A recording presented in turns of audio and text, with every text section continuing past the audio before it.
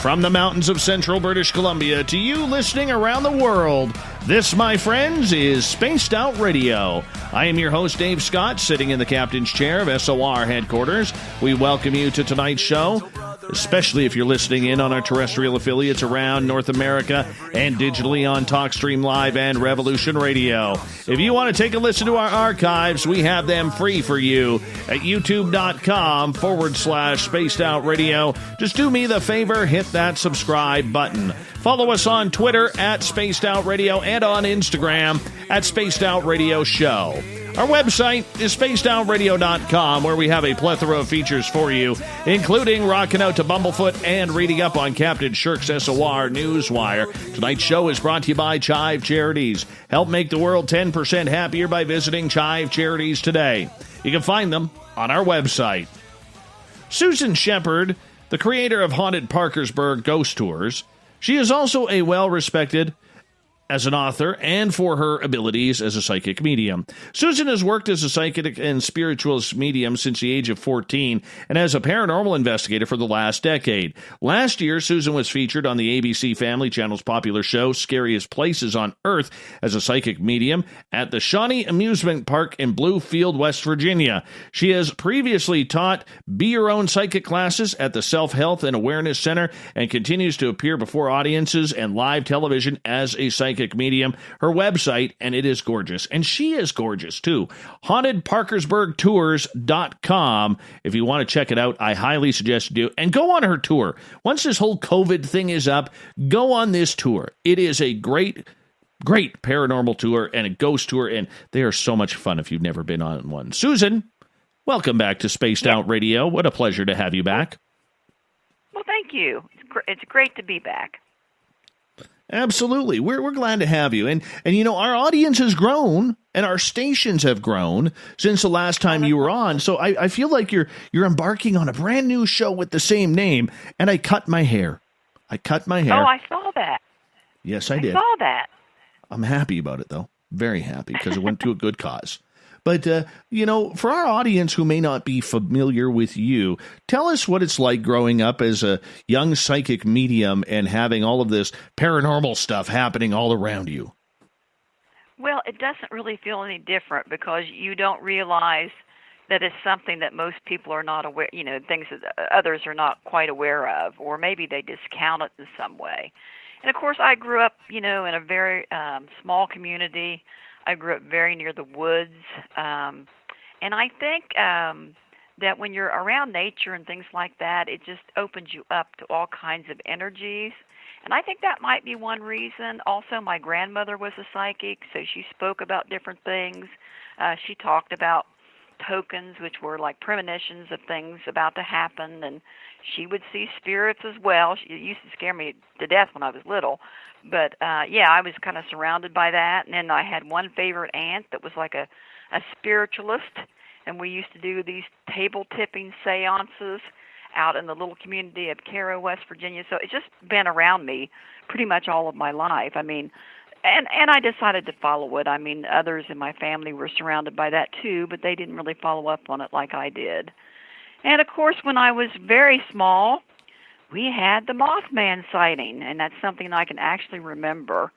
And it was but I was having experiences actually before then even.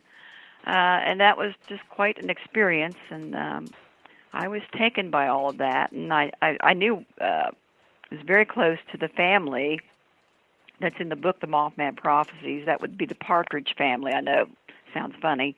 But they were the ones that had the dog Bandit that came up missing, and they'd seen these red eyes in the barn.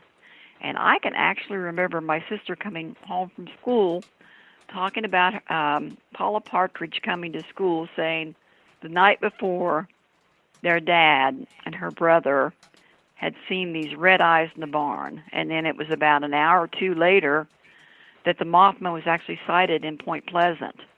Now, that was about 100 miles away from Point Pleasant, where I grew up. But Mr. Partridge later saw this article in a newspaper and thought perhaps that was related to what he had seen the night before. I mean, there's even more to that. bandit actually came up missing, and he never did come home. And they talked about in the newspaper article about the Scarberries, which was the famous couple that seen him in Point Pleasant, having seen this dead dog at the a German Shepherd dog at the city limits of Point Pleasant. So Mr. Partridge thought that these events were related, and he was later interviewed by John Keel. And after that initial sighting, all kinds of other things happened to Mr. Partridge that really have never been published. Now, he has since passed away, but he did tell me some of those stories. So it did not really end with one sighting of the Mothman, like a person, they might have a sighting of the Mothman, and then it was all over with. No, it continued to some of these families. So, and then my own family, we were about 2 hills away from the Partridges. My family and my home began to have a lot of paranormal activity. We had poltergeists like you wouldn't believe. And of course, like at that time, I thought they were ghosts. We thought they were ghosts throwing things in the house. The other really strange thing was about 2 or 3 o'clock in the morning, I would hear these footsteps on the roof, and it almost sounded like someone was dropped out of a helicopter. And then it would pause for a few seconds, and it would begin to walk. And it would walk on the roof for maybe 10 minutes or so, and then it would leave. So I was very small, but I was so curious. I wanted to go outside and wait and see if I saw, what it was that was on our roof at night. But I never gathered the courage to do that. But, of course, my parents thought that was my wild imagination until I overheard them talking early in the morning, having heard these same footsteps on the roof. So there's just a lot of, and then later, Mary Partridge told me her family was also undergoing a lot of poltergeist activity in the home with sightings, of the Mothman. So it was a strange place to be in West Virginia from 1966 going into 1967. And I think it probably went up to about 1970. And then it just kind of went away. But there are people who claim they've seen, that they've seen him. And then there's been some sightings in Chicago, and then there was one in Maryland. Now, some of them don't really sound exactly like the Mothman. I don't know. But, and then, of course, I've learned other things since then. I've got other reports of Mothman sightings even here in Parkersburg. So, so that whetted my curiosity about all things paranormal. And about that time, too, I was seeing these spirits up on the hillside of these Native American braves.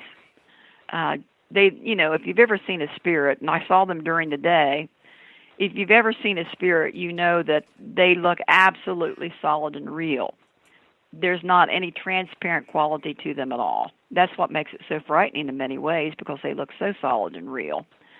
And then, I began to dream about these Native American braves, and then years went past, and they found a picture of my great-grandmother, and she was not white. So we looked into that, and then it turned out she was a Delaware Shawnee Indian. So I believe it was probably my ancestors telling me who I was. And then I continued to have dreams about them, and even some of those dreams have even happened in Point Pleasant. There's some Native American stories in Point Pleasant, if you've heard of Cornstalk's Curse, there as well. So it all seems to be tied together. I can't really make sense of it myself, but many of the witnesses to the Mothman did have Native American heritage, and a lot of them did. So I don't know whether he was appearing to people that had Native American ancestry. The Partridges were a tribe called Blackfoot Saponi. And then Mr. Dernberger, who had the Indrid Cold visitation, he was stopped. Yes. If you remember that from the movie. Mr. Dernberger was something called Black Dutch. In West Virginia, that means you're Shawnee Indian. So that's a curiosity, too. And I know that some of my ancestry, I had a DNA test, and it traced back to Tibet. And the Tibetans have a name for the men in black. They have a mythology all around the men in black as well. So it's all very interesting. And then later, in 1967, I was up on the hillside with my friend Jeannie, and we saw these two men dressed in black measuring the hillside. They did not see us, and they seemed malevolent in some way, and we were afraid of them. So we watched them for a little while, and then we ran back home. And it was years later I read Rosemary Guiley, who was a friend of mine, one of her books talking about the men in black, and I thought, oh my goodness, and it brought those memories back. So I called my friend Jeannie to see if she remembered it, and she did, in fact, remember, the same thing. So, yeah, very odd. I got to ask you, you're right in the heart of everything weird in West Virginia. Okay, what is so screwed up about that place that everything weird, strange, anomalous, and men in blackish can actually happen there? What is leading everything down that path? Well, I think people notice it more because of the woods. I think West Virginia is like 75% woods, maybe more than that. So we're always near the woods. I mean, I live in a small city, and there's deer out in my yard every day. 6 or 7 deer. So, and I think that's part of it. There's other theories where rivers meet. There's a meeting between the Ohio and the Kanawha River, and it empties out in Point Pleasant, by the way. That it also increases paranormal activity because of the static electricity, because a lot of these beings, they will draw upon the static electricity to appear. But I will tell you, when I saw the men in black, again, they looked absolutely real. They were dressed in black. They were not dressed like the Blues Brothers, which is how they often portray them. They just had on like a black shirt and black pants. One of them kind of looked Asian, but he had his hair dyed blonde, which was odd. And they were just unusual looking, but they'd look human. I mean, they look like human beings. And same thing in Point Pleasant, Then I had other encounters with the men in black later. I think my last encounters with the men in black was probably about 2008, when they came to my house, believe it or not. Oh, my. You have to tell us that story. Well, my mother was sick and dying in the hospital. And, of course, we were all exhausted, and I was upstairs sleeping. And someone knocked on the door. My sister was here. She answered the door. It was 2 men dressed in black. They wanted to know if Susan was home. And she said, well, I was home, but I was upstairs sleeping. And they said, well, we're sorry to hear about your mother, but tell Susan that we were here. And they went and they got into an old car, an old like model car from like the 1960s. Got in the car and drove away. That was the last I have heard from the men in black. But at first she thought they were some, like a Moonies or some religious group. That's what she thought they were at first. And then she remembered my story about the men in black. And as she put 2 and 2 together, she realized they were pretty much, they looked almost exactly like, what I'd seen earlier. So I'm not afraid of them, but when they visited Mr. Dernberger, who had the encounter with Indrid Cold, that was on November 2nd, 1966. That was before the Mothman. He was frightened. Indrid Cold was pretty much, if you listen to a description of him, was pretty much your typical man in black. He was dressed in black clothing.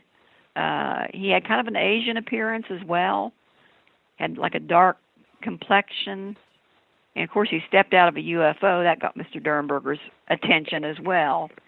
And then later they would visit him on at his farm in Mineral Wells. And he became so frightened of them, he moved away to Cleveland. And then he came back during the 1990s, and then he died during the 1990s. But he was extremely frightened over the men in black. Most people were, because there's just something odd about them. You were talking about a robotic voice. they did have voices that sounded almost like a robot or a computer of some sort. It was a strange voice. And they talked about Indrid Cold as having a high-pitched nasal voice as well. Mr. Dernberger talked about that. Mr. Dernberger, I think his conversation with Indrid Cold only went on about 5 minutes. And he asked Mr. Dernberger some very mundane questions that didn't seem to be very important. He pointed toward the lights of Parkersburg. Indrid Cold did, and he said, "What is that?" Mr. Dernberger said, "Well, that's Parkersburg. We call that a city." And Indrid Cold said, where I come from, we call that a gathering. And then he continues to talk to Mr. Dernberger. And finally, Mr. Dernberger later said he felt like Indrid Cold was mostly interested in keeping up the conversation with him and was not that interested in what they were talking about. And then Indrid Cold said, "Thank you, Mr. Dernberger. We will see you again." And he said we. He didn't say I. "We will see you again." At that point, that UFO came back down on the highway. It was a charcoal gray. He never saw any lights at all until that hatch opened. A human arm extended, pulled Indrid Cold back up into the craft, shot up to about 40 feet in the air, hovered there for a while, silently, and then made a fluttering sound, and then shot away at a very high rate of speed. That same night, Parkersburg had a blackout on South Side, which Mineral Wells was just right beside of South Parkersburg. Had a complete blackout. When I was researching that in the newspapers, you've got the article that said local man stopped by UFO. Another article right beside of it, same time that was happening, there was a blackout in South Parkersburg where all the electricity went out. So it's all very interesting. I want to ask you about Indrid Cold because this name has become synonymous with the series Hellier. We've heard Alan Greenfield talk about this as well as a number of people on the East. I mean, for people who may not be familiar with Indrid Cold, how would you describe him or it? I don't even know what to call it. Well, again, he looked to be human, completely just, Mr. Dernberger said he looked like any ordinary man you would see on the street. There was nothing unusual about his appearance except he was dressed all in black. He kept his hands under his arms throughout the entire conversation. Talked about him having a tan complexion. John Keel talks about this too with the men in black. He describes them as looking something like gypsies, or they don't look entirely white. Let's put it that way. They look a little bit ethnic in some way, and that's how Mr. Dernberger described him. But I have no explanation. I think John Keel came to the conclusion not too long afterwards that maybe they weren't coming from another galaxy, that they were just simply coming from another dimension. And then I had a talk several years ago at the Mothman Festival about the Crossroads. If you remember anything about the Crossroads, Robert Johnson, the blues guitarist, meeting the devil at the Crossroads, all dressed in black. Yes. That story is all over the world. People in Eastern Europe talked about a man in black or the devil at the Crossroads, or sometimes they would describe him as a vampire. In Hoodoo culture in the Mississippi Delta, they talked about him being the devil, but they didn't mean it like Satan. They meant it like a trickster spirit. And then after these encounters with the men in black, their lives just go to heck, which is what happened to Mr. Dernberger. He had several nervous breakdowns, and it was kind of a mess, really. He would come up missing. He would tell his family he was off with the aliens. He would meet them up on a hillside at Mineral Wells called Bogle Ridge. A lot of people did not believe him. There was even near the end, he began to claim he was pregnant by the aliens. And, of course, that was very hilarious to everyone. But if you've looked into some of these stories about alien abductions, many people claim that they have embryo types of things. I'm not saying I believe. I've never seen anything like that. But his claims were they were like the claims of other people who had been abducted. For whatever reason, I don't know. They're keeping tabs on us in some way.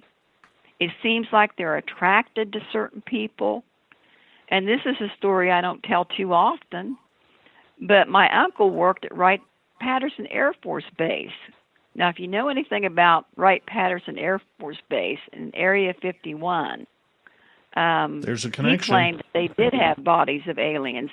Well, he had an experience almost exactly like Woodrow Dernberger, but he was out in the country he was hunting, and they saw this UFO that had landed. It's a charcoal gray.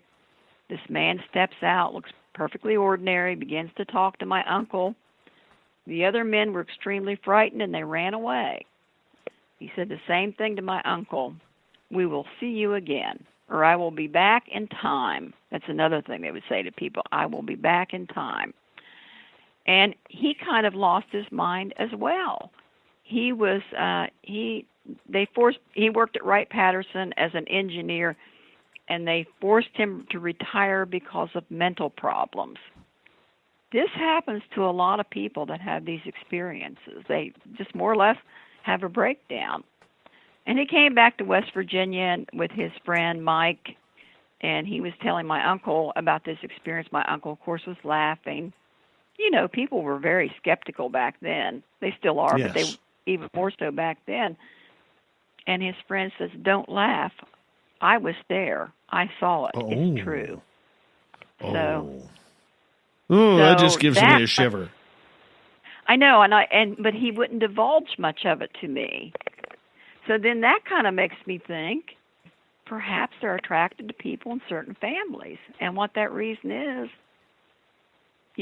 other than the Native American thing, I don't know. They seem to be attracted to certain people. Susan, it's probably a good place to leave it because we do have to go to break here at the bottom of the hour. Indrid Cold, UFOs, Men in Black, ghosts. We have it all tonight with our great friend Susan Sheppard on Spaced Out Radio. We could go anywhere we want with her because she's been doing this a long time. She's very well versed. And as you've heard in the first half hour, just a wonderful, wonderful speaker when it comes to everything paranormal and really knows how to tell a story. We are in for a treat tonight. Susan Sheppard is our guest. HauntedParkersburgTours.com is her website. Check it on out. More Spaced Out Radio coming up right after this.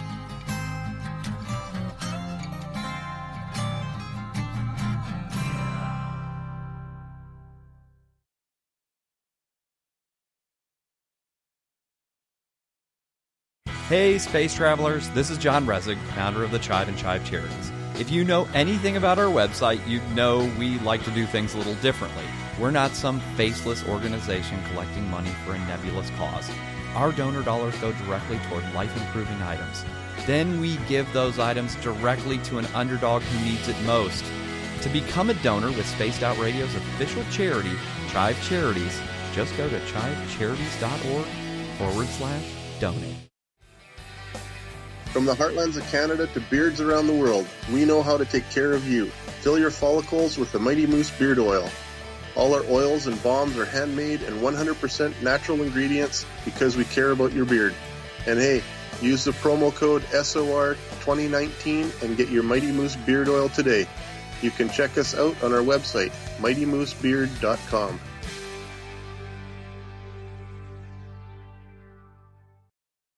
Hello, this is your guitar man, Ron Bumblefoot Thal, and I have to tell you, I love the response I get for Little Brother is Watching from Spaced Out Radio fans. It's amazing how music can inspire and make people think deeper about what's going on in the supernatural world.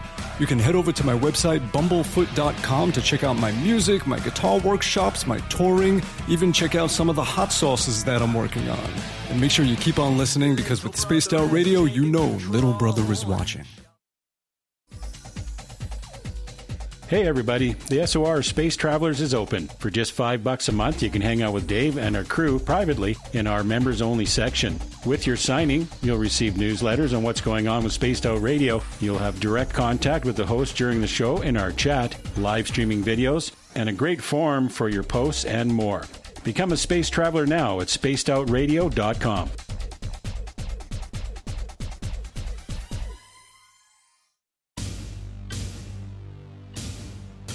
You wanted new SOR gear, and now you can have it. The SOR Vault is fully stocked with t-shirts, hats, hoodies, mugs, and everything in between, with great logos for you to choose from.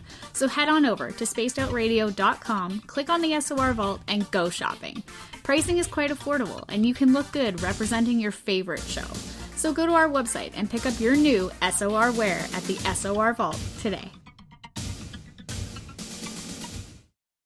If you like it hot, real hot, then heat up your meals with Bumblefoot hot sauce. Get your Bumblefoot hot sauce today. The sauce, Bumblicious, and the 4 million Scoville unit Bumble.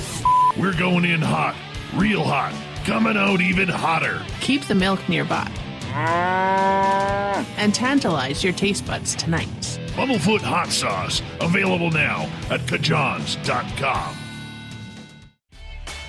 Cold drinks, great food, and the best music in Vancouver. The Moose Vancouver is the place to be, open until 2 a.m. nightly. Everything on the menu starts at just $6.95. Who serves food that cheap anymore? At the Moose, you'll never know who you'll run into. Rock stars, actors, athletes. It's the place everyone wants to be. So join us at the Moose Vancouver, the official party bar of Spaced Out Radio. Hello, Space Travelers. It's me again, Carl. Don't forget to join the Space Travelers Club for just $5 a month and follow Spaced Out Radio on Twitter at Spaced Out Radio. Our Instagram, Dave Scott SOR. Our Facebook page is Spaced Out Radio Show. Our archives are free at youtube.com/Spaced Out Radio. Come woo it up with Spaced Out Radio today. Bye!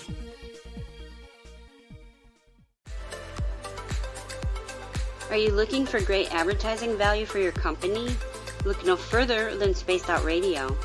We have a multitude of places to get your name out there, including commercial ads during the show, special promotions, and banners on our website. Our audience is proven to support the companies that support our show. We can make your budget work for you. So for more information, please contact us at sales@spacedoutradio.com. At spacedoutradio.com, we are keeping you up to date on all the news with the SOR Newswire. Captain Shirk leads the team that is bringing you the news of the day and exclusive stories on everything paranormal and supernatural. It's free to read, it's updated daily, and it's right there for you. The SOR Newswire is a one-stop shop for the news of the day. Check it out at spacedoutradio.com today. We're taking Sunday nights out of this world on Spaced Out Radio. This is Michael W. Hall, also known as the Paranormal Lawyer. Together, we're going to go on an exciting journey into the unknown. I'm going to bring you some of the best interviews in the paranormal and supernatural to start your new week off on a freaky note. So tune in to Spaced Out Sundays with me, Michael W. Hall, only on spacedoutradio.com.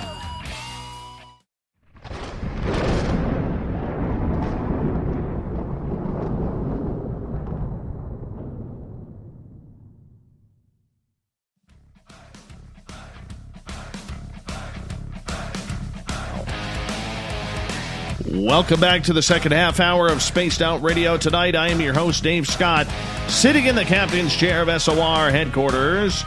We welcome you to tonight's show. Reminder that if you've missed portions of this show or others, check out our free archives by going to youtube.com/Spaced Out Radio. Do me the favor, hit that subscribe button.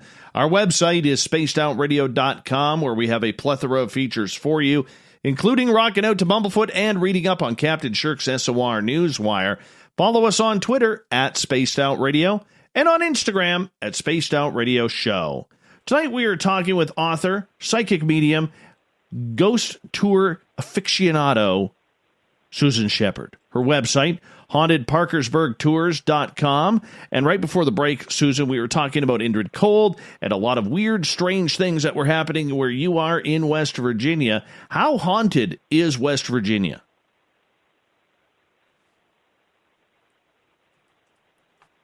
Did we lose her? I know I can hear her on her phone. Where'd she go? Susan, are you with us? Did you put your phone on mute? Did her phone die? I don't know. This is kind of weird. That's kind of weird. Let's call her back. Let's call her back. Like she's right there. It was showing connected. Let's try it right now. See what happens. Maybe the ghost or the Mothman were doing that. Weird. Now her phone is saying that it is unavailable. Oh, this is strange. I don't know what to do. I mean, this is actually kind of awesome, but kind of weird at the same time. Because I didn't hear any clicking or anything about that. No. We will continue to try here. Science Bob in our chat room right now. By the way, we should do this announcement, which is really exciting. Coming up next week on Science Bob and Friends, we are actually going to have the owner of Skinwalker Ranch, Brandon Fugel, join us as our guest for 2.5 hours, talking everything weird and strange about what is happening out in the basin of Utah, in the Uinta Basin. It is going to be interesting as anything to see what is going on.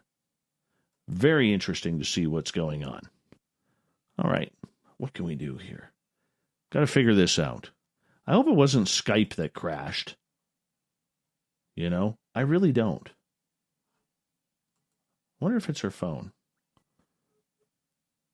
So yes, Science Bob next week on Spaced Out Radio. We are going to have a great, great time. This is what I'm going to do. Hold on.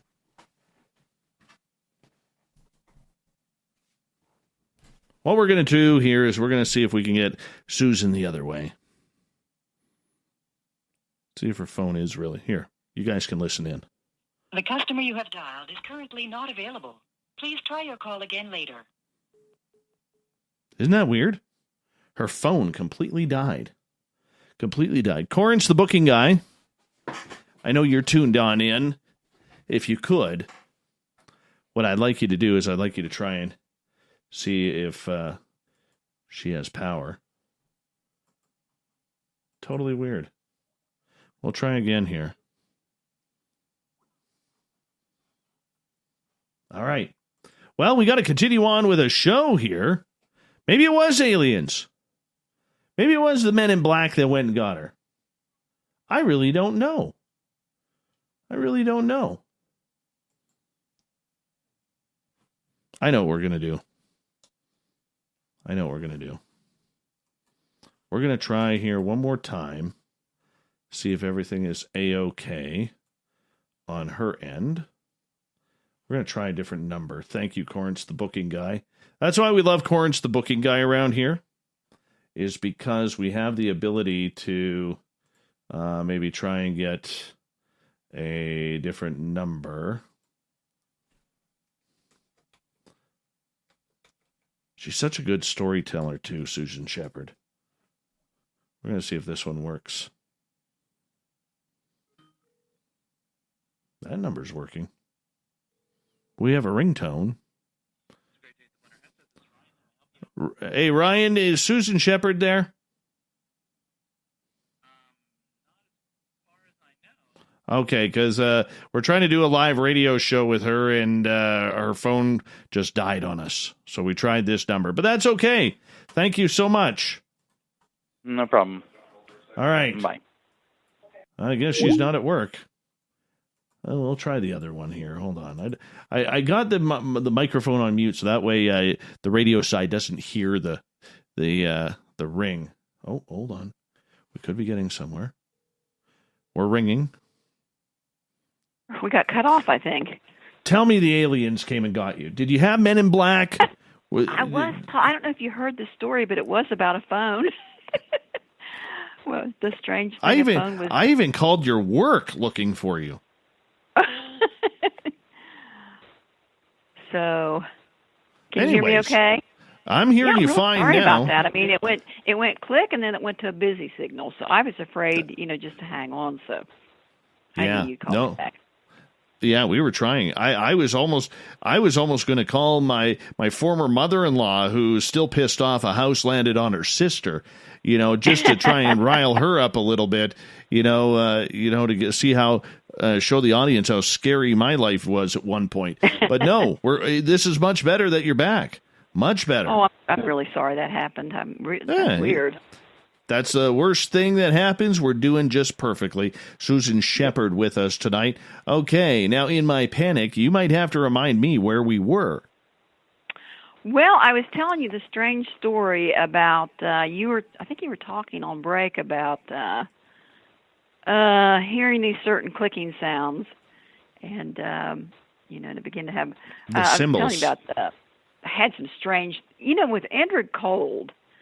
It's always something strange going on with the phones. And this was before the ghost tour started one year. And I was getting a phone call at 2 o'clock in the morning. And I answered the phone, and the person on the phone said, "Hi," just like that. I thought, oh, this person's fooling with me. This is, it's just somebody trying to scare me. So I hung up, but I just decided I would star 69 in West Virginia. That means it'll give you the number that just called. It was a Point Pleasant number, and I only know 2 people in Point Pleasant, so I couldn't imagine who it would be at 2 o'clock in the morning. So I called that number, and of course that number was out of service. Several months later, we were sitting at the Mothman Festival with Rosemary Ellen Guiley, one of my workers on the tours, Virginia Lyons, and she'd gotten a new mobile phone, and she kept getting a call over and over, but she wasn't real familiar with the phone. But she said the number that was calling was 111111. So, it just kept calling back, and she was scared it was she works in the medical field, so she was scared it was one of her patients. But anyway, so we didn't think too much about it. But when she got home, she was able to get into her messages because she didn't know how when she had a new phone. And she called me up immediately and played them for me over the phone. And it was a voice saying, "Hi," just like that. Exactly the same. She was a little scared. That's not fun. Over that one. So it was, and the odd thing is we were sitting there with Rosemary Ellen Guiley, whose book reminded me about my own experiences with the Men in Black. You tend to dismiss those things if it doesn't really fit into a world view of something. But after having seen those Men in Black up on the hill, the hillside where I grew up, my brother was up on the hillside, and there was a huge circular impression in the hillside. And then later, there was a church bus driving past our house. They called my parents, and they said they saw a UFO hovering over our house. Once again, my parents were very skeptical. I do have to tell you, with my kind of a personality, I don't know if I would be interested in aliens and UFOs. I think I'm more of a ghostly type. But we just had all this stuff going on around us, and people reporting things. So it's just, it's one of those mysteries, and I guess if it comes back, we just really need to pay attention. But, unlike you and your friend, I'm a little bit afraid to open up that interaction with them, because there's so many people like, I think it was Albert Bender. Albert Bender's one of the first that wrote about the Men in Black, and then later Gray Barker did as well. Albert Bender began to have a lot of health problems, and he decided he was going to drop all that, so he dropped the subject matter. And John Keel also talked about the dangers of interacting with these Men in Black. And, I have those interviews with Durenberger and about Indrid Cold. He gave a live television interview the next day, which is on November 3rd, 1966. And the man who did the interview with Mr. Durenberger about Indrid Cold was retiring. And he almost threw those old reel-to-reel tapes away, but he thought maybe that might be something I would be interested in. So I had those tapes transferred. They hadn't been listened to for like 35 years. So I think it was that year, and the only year, John Keel appeared at the Mothman Festival. He didn't live too much longer than that. And I noticed when I gave him I'd had them burned on CDs. To me, he acted kind of frightened over the whole thing. His eyes widened when I gave him this. I've heard different stories about it too. I've heard stories he thought Mr. Durenberger just made it all up, which makes me wonder why he would put so much of it in his book. But the credible thing about the tale of Woodrow Durenberger being stopped at I-47, Route 47, which is the crossroads, was on November 2nd. That predated the Mothman by about 10 or 11 days. And also, when he got home that night, he was late. He described to his wife what had happened to him about being stopped by this UFO and a man whose name was Indrid Cold. His wife called the West Virginia State Police. He did not call. So there's some things, but then his family told me that the initial story was true, but Woodrow Durenberger added to it later to sell books. It's very difficult. It's kind of like these poltergeist hauntings where they go in, and the poltergeists are very real, and there'll be a kid in there 11 or 12 years old, which is the epicenter, actually, for the poltergeist. And a lot of times what happens with poltergeists, it'll just die back down and go away. And then the kids will start to fake it because they like that attention that's been put on them. And I can tell you, believe me, poltergeists are real. I mean, we had them. They're very disconcerting. I mean, they're startling kind of things. And I was definitely not throwing things. I was probably about that age, though. The psychology of what happens to people after these experiences, I don't know. Maybe it's worth being studied. I don't know if too many people, well, I guess it was, there's probably some now, but I mean, so many ended up with psychological problems, or they turned very religious. My uncle didn't. He was actually an atheist. But it's something they seem to struggle with. And maybe they try to shape their stories, I don't know, to fit in with what is already known. But it would seem awfully odd for that to be happening 10 days before the Mothman. And then for the Men in Black to then appear at Point Pleasant, which is about 70 miles downriver from Parkersburg. So for those stories... Yeah, go ahead, finish off, please. No, that's it. Okay, cool. I got to ask you, what's it like to have poltergeist activity? I've experienced a lot of stuff, but I've never had the pleasure or displeasure of seeing things move off my walls or having my ugly kitchen plates broken on the floor to force me to go buy new nice ones. I've never had that happen.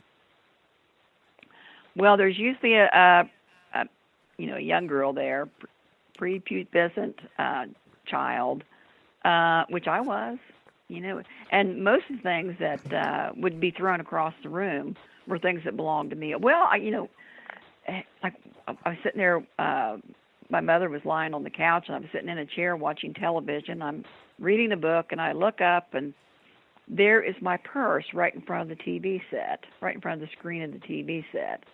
The other thing would be, it's like an arm just went across the mantle, and there were these glass birds and pictures and things, and it just crashes, or pictures fall off the walls.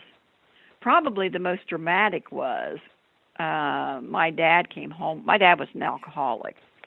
So he came, and there's stress in those families, too, by the way. You'll find out there's a lot of family stress. So he came home, he was very drunk, and we just decided we would just all go to bed. My mother had been ironing clothes in my room. So she unplugged the iron, and then their bedroom was adjacent to mine. So we all get in bed, we turn off the lights. We hear this huge crash. So my mother jumps up and turns the lights back on, and that iron that had been on the ironing board in my bed had gone all the way into the room, and it was right under the bed where my dad was trying to sleep or pass out or whatever. There was that iron. So we had any number of things like that, and they will come back. I'm old, so I'm definitely not a teenager. It will come back every once in a while. I have that phenomenon. I don't know if you've ever heard about it, but the street lights go off when certain people walk under them. Sliders, I have that really bad. And it's wonderful on the ghost tour because people usually think it's ghost. And some guy was on the tour this year, and he said, that's you doing it. And sometimes when I will point, as I'm telling stories, I'll point, and the street light will be a block or two away, and that thing will go out. And then as we start back up and go walking down the street, it'll come right back on. I know when they were looking into the slider phenomenon, they said it was a type of brain energy that they did not understand. They didn't really have a word for. There was one woman that had hours of footage of her husband walking under street lights and them going out. Happens to a lot of people. It may have happened to you. I mean, it happens to everybody off and on. It happens to me a lot. So I'm assuming it's psychic energy. But it is probably a type of a spirit, though, and they're probably using my energy. That would be my guess. The last time they were here, I can't remember if anything was going on, but I heard a big crash, and my dishes were in the middle of the kitchen, and the broom was set up, it was upside down, and people were wanting to send over someone to do a banishing at my house. You don't need to do a banishing. I mean, it's so intermittent. People I don't mean to laugh, but I mean, people wanting to send. I mean, this is what you live for: is these situations. You're used to it, and people want to get out of here, you devil! Get out of here, Satan! You are not welcome here.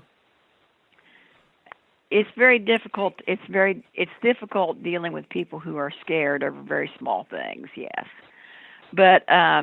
Most of the cases I get where people will call me, and a lot of times they just want to talk to somebody who understands, and but usually after it goes through this initial activity, I don't know, 6 weeks, I don't know however long it would last, it'll die back down, probably won't come back. It may come back. They seem to come back during stressful situations where it's like many hauntings. They will draw upon emotion and feelings and things. To appear. It's kind of a dangerous work to be in, really. You have to be very careful because mediums often get sick, physically ill, strange illnesses. I was talking about Albert Bender, UFO guy. He just gave up the Men in Black. And I don't really... I don't go chasing after the Men in Black. I don't even go chasing after ghosts, to be honest. I don't know if you have to do that, but once they know that you're open to them, like you were talking about, they're going to come back to you. Also, if you have a psychic sensitivity to it. But, about the poltergeist, it's usually young girls. It could be a young boy, but it's usually young girls. It's a fascinating thing. I could probably sit here. I thought it was my son one day, because my son is only 7. I thought it was him one day having poltergeist activity. Then I realized he was flipping out because there was country music on his iPad. So I don't blame him for that. But So, yeah, it seems to be children going through these changes, and they're under great stress at that time, too. And if you think I had an alcoholic in the home, so that was very stressful. I can see that. Were going on. I had the proclivity toward it anyway. But it doesn't worry me. I have had something kind of dark in my house recently, which surprises me. During these dark times, I've seen something. Never had this before. I saw this black thing kind of slithering across the floor. And then my housekeeper was here the other day, and she was carrying out the trash, and it slithered kind of right in front of her. It had like a snout.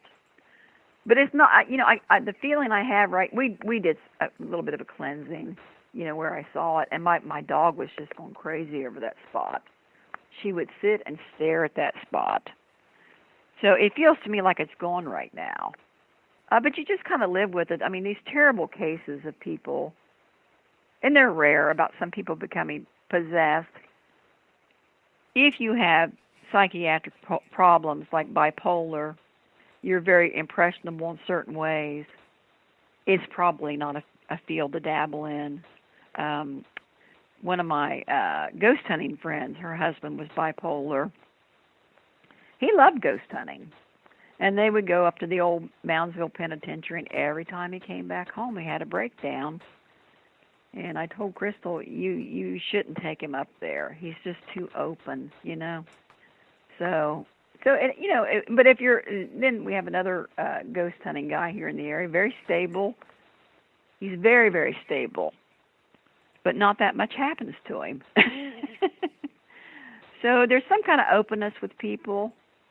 You kind of wonder about mental illness, if sometimes people are not being attacked by something. Not every case, but some of them. So I've never heard that talked about very much. I know there's some terrible cases of people being plagued by these things. But so far, I really haven't been. Well, you're lucky. What some people look upon as frightening experiences didn't frighten me. Well, they did when I was a child, but they don't anymore. Well, let's get into some ghost stories when we come back on the next hour with you, because I think our audience would love to hear some real trippy ghost stories from you, and I know you have a number of them up your sleeve, so we've got to learn all about that if you don't mind. Oh, I don't mind. Good, because we need it. We want some spook. We want, we like that kind of stuff around here. They'll start amping up toward Halloween. It happens every year, and I don't even know the reason for that. I assume it must be temperatures. Well, it isn't getting cold here yet. I haven't even got any firewood yet. I can't be talking about Halloween just yet. Susan Sheppard is our guest tonight on Spaced Out Radio. Her website, hauntedparkersburgtours.com. Yes, more ghost stories from Susan coming up next in Hour 2 of Spaced Out Radio.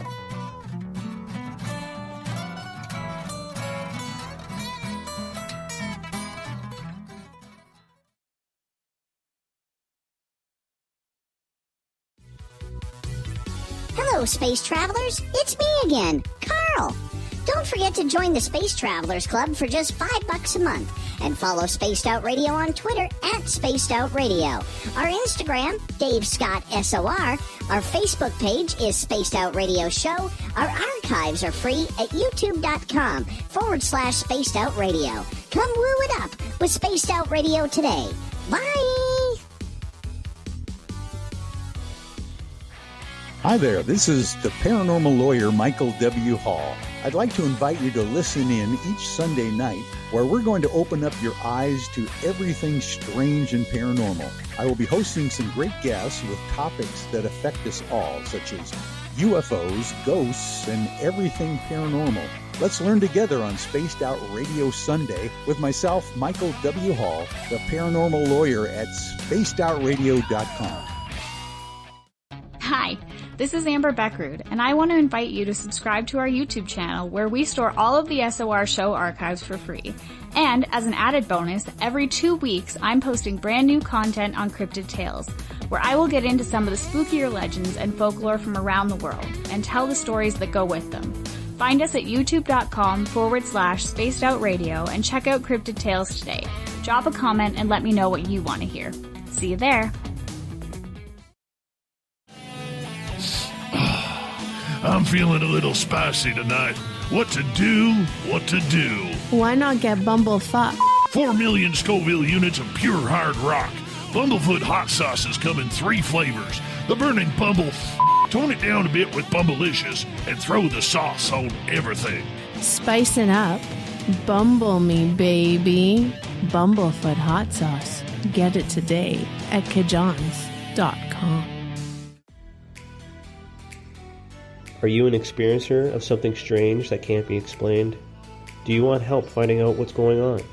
I'm Ryan Stacy, head of the Experiencer Support Association, otherwise known as TESA. We've teamed up with Spaced Out Radio to investigate cases filled out in the SOR Sightlines report. We are independent and there's no cost to what we do. All we need is your experience. Let's find out what's happening together on the SOR Sightlines report. Hey, space travelers, this is John Resig, founder of the Chive and Chive Charities. If you know anything about our website, you know we like to do things a little differently. We're not some faceless organization collecting money for a nebulous cause.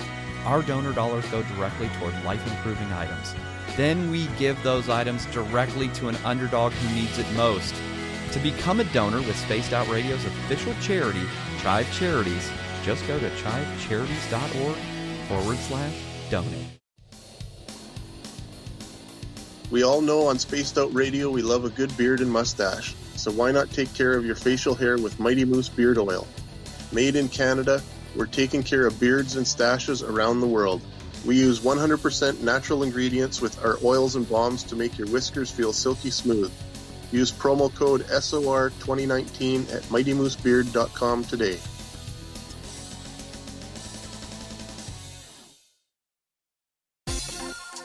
For the price of 1 cup of coffee a month, you can become an SOR Space Traveler. The Space Travelers Club is a place where you can interact with other listeners, either live during the show or on our great forum. We want your stories, pictures, comments, and ideas. You'll get live video streams, exclusive content, and be a part of our newsletter. Stay in touch with everything SOR. The Space Travelers Club is just $5 a month at spacedoutradio.com. The party is always on at the Moose Vancouver. The Moose Vancouver is where you want to be when visiting Canada's West Coast. Open until 2 a.m. nightly, the Moose cranks up the rock while serving some of the best rated food in the city. The menu starts at $6.95. Why party anywhere else in Vancouver when the Moose is right there? Get your horns up and rock with the Moose, the official party bar of Spaced Out Radio. Get your horns up with me on Spaced Out Radio. This is Ron Bumblefoot Thal. Come tune in to SOR where you can hear me rock out with Little Brother Is Watching, the official theme song of Spaced Out Radio. And then come on over to bumblefoot.com where you can find out about my tour schedule, my music, and everything else. Bumblefoot.com keeps you up to date on what I'm doing and the best way to stay in touch with my music and music camps. Sign up for my newsletter at bumblefoot.com and remember, Little Brother Is Watching. Are you intrigued by Paranormal Talk Radio? You'll love the new Paranormal Radio app from TalkStream Live. You'll find a great selection of talk shows covering UFOs, ghosts, strange phenomena, and much more. Download the Paranormal Radio app now and start listening to the very best in paranormal talk entertainment, including the network you're listening to right now. The Paranormal Radio app, free in Google Play and the iOS App Store.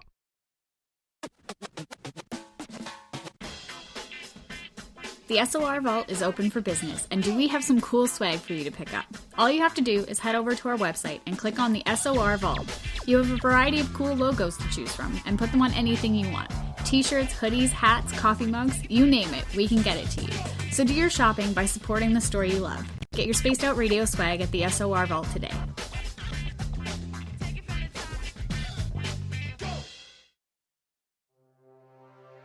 We are scouring the world for the most intriguing stories of your day. Take the time to read up on the SOR Newswire, where our team, led by Captain Shirk, will deliver to you some of the best paranormal and supernatural news, along with some stories that will blow your mind from the weird to the wacky. It's the news outside the news that piques interest, and that's what we're looking to deliver to you. The SOR Newswire, only at spacedoutradio.com.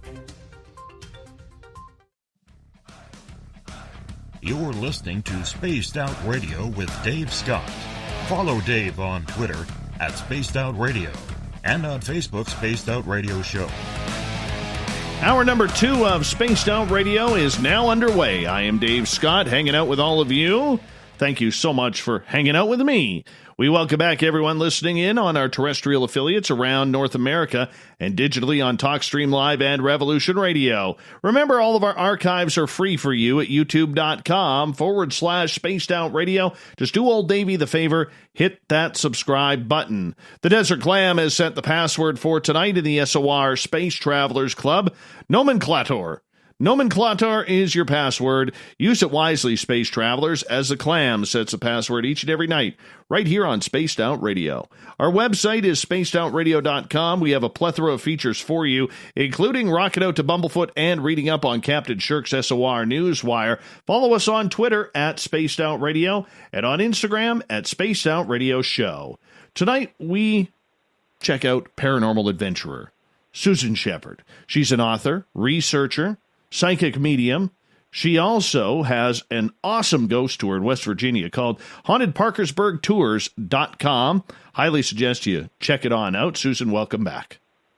Well, thank you. I think we were getting ready to talk about ghosts, and I was just sitting here thinking, important for your audience to know, it's really rare to see a ghost. That's the most rare way to experience a ghost or a spirit or whatever you want to call it, or an apparition, is to actually see it.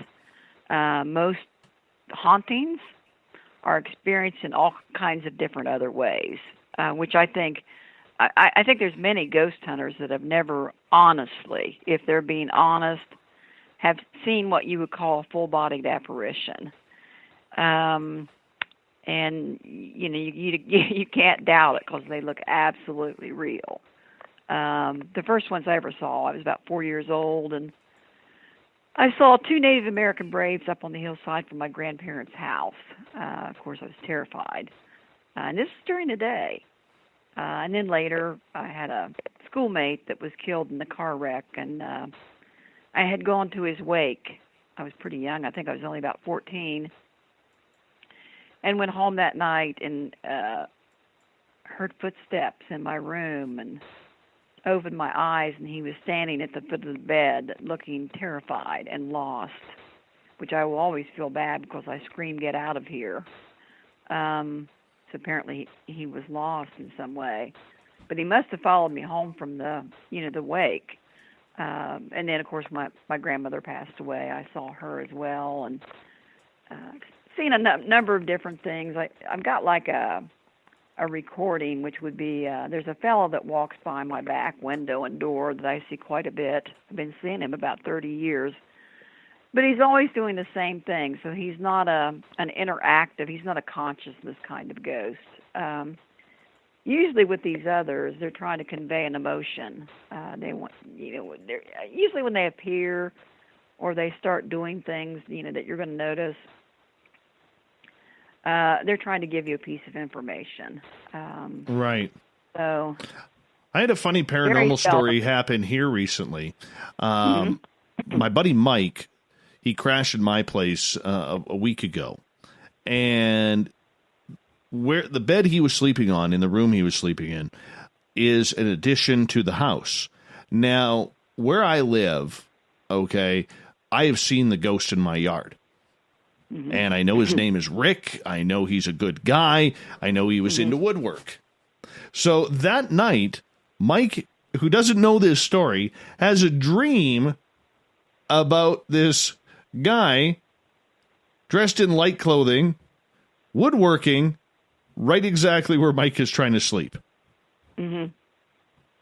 Yeah, and he's like, what's this about? That's the easiest way most people do experience spirits, is in their dreams, rather than seeing them outright, like opening your eyes and seeing them, or like the Native American braves was in daylight. Of course, I was only 4 years old. So children will see things more purely than adults do. Sure. So, yeah, and I'm a psychic medium. I think I've seen 5 or 6 what I would call a full-bodied apparition. But hauntings occur in so many different ways. I had one couple, I think it was from New Jersey, calling me about their house, and somehow their cell phone had gotten inside the wall and was ringing. They were terrified, of course. I get these calls a lot. They'll mess with you a little bit, but usually, unless it's going to be something like, like, I don't know. I don't even know if the Amityville Horror went, if it continued. I don't think it really did. Usually what happens is somebody will move into a house or a home or go to an area that kind of recharges the haunting, and it starts all over again. And then perhaps that family will move out, another family will move in, nothing will happen.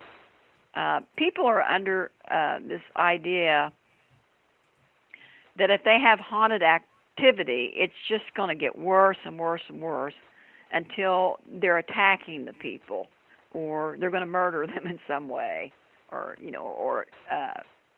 they're frightened that it will get even worse, and it very seldom does. But the idea of bringing in people like priests, I probably would if I got desperate, but like priests and shaman or ministers and things like that, that can make them worse. The more attention you give them, they love that, so they just get worse. So it will, usually when people call me, I will go to their homes if they get scared, and then I will go through certain rituals. I've got these Buddhist symbols, and I do a little bit of the smudging and everything, but it's more the psychological effect on them, really. And I hardly ever get a call back. It seems to go away. But truthfully, if you can just maintain control and not get frightened over these things, it just peters out. It just just goes away on its own. If you have a tendency to have that ability, it's probably going to come back someday. But not to be afraid of it. I don't know of anybody except there was one guy in England that died of a heart attack during a seance, but I think that's the only death that's ever been attributed to a ghost. So you're probably not going to die. But, they opening and closing of doors, hearing your name being called, cold spots, poltergeist activity, there's so many different ways. And usually at the Blennerhassett Hotel, that's what we'll get more than anything. As we're going along on the tours, we'll have poltergeist types of things. But we've gotten some incredible photographs. Like we were near an old graveyard, a Civil War era graveyard, which had some of Stonewall Jackson's family buried in there. And there were also some unmarked graves of slaves and Civil War soldiers. And very near that graveyard, one of our people that was on the tour got a picture of a young black Civil War soldier. He only looked to be about 5 feet tall. He was carrying a carpet bag, and he was wearing a Confederate uniform, which was interesting. And then another year, at one of our haunted houses, we got a face.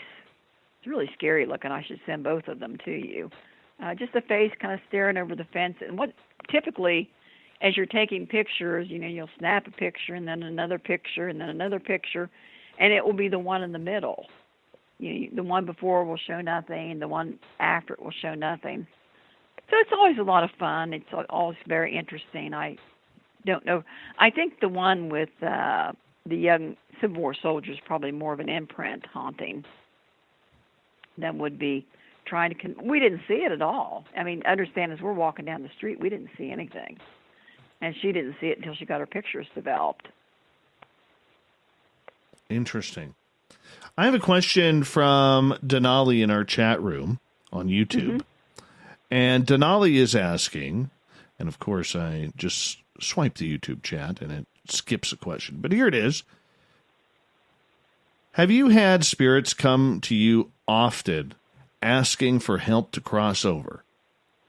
No, not exactly, but that could be one of the messages they are giving. But no, not really, except unless you would think it was a young man that I was going to school with that appeared at the foot of my bed. My mother heard his footsteps too, as well, by the way. And at that time, I'm 14 years old. I didn't know what to do to help him. I will try to help spirits cross over, but I'll also tell you that I believe these earthbound spirits, I think that's kind of rare. I think they mix up earthbound spirits as a spirit that appears in the same spot all the time, does the same thing over and over again, or they always know it's in a certain window and that they're stuck in a certain room. I think those are probably imprints. And then that will fade over time. You might see a ghost in a lighthouse, famous ones down in Florida. And then over the years, that ghost will fade, and maybe some group comes in and they recharge that spirit. I mean, there might be a psychic with the group or something, or they may be doing some kind of reenactment. They'll recharge the ghost and it will start appearing again. But that's the way to know whether you have a spirit that's trying to communicate with you, or you just have a recording, which is called an imprint haunting, spirit recording. They do the same thing over and over again. A lot of times they'll appear on an anniversary as well.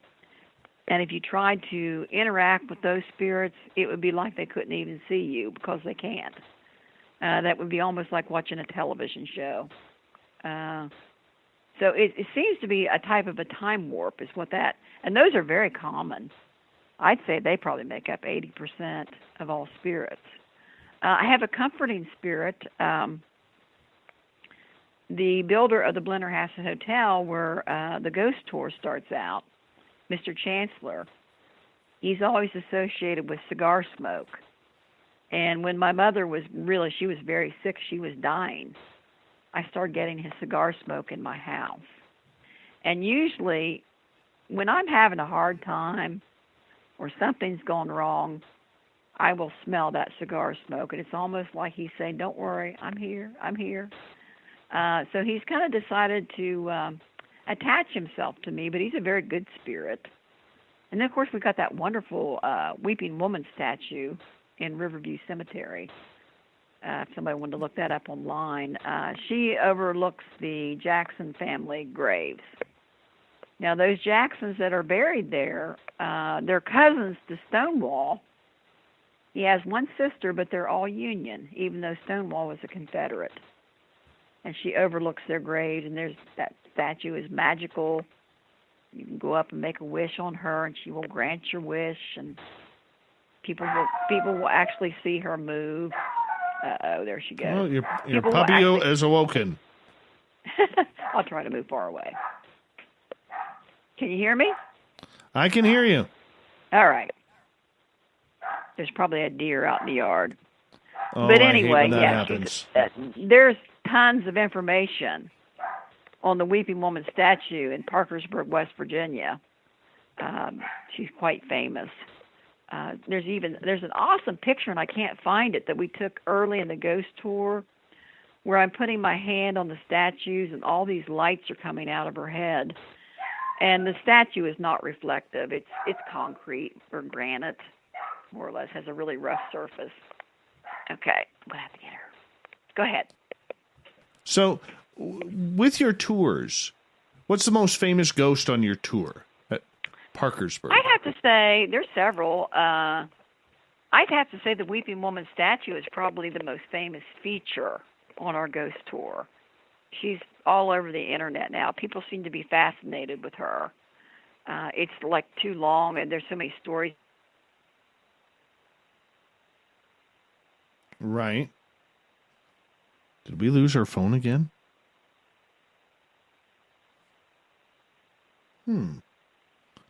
Are you there, Susan? Did the dog bite the phone cord? I hope not. I hope not. Maybe the aliens came. Maybe the dog was barking at the men in black or some aliens or one of these poltergeist ghosts that is hanging things up. I don't know. The phone has gone dead. The phone has gone dead. Susan, are you there?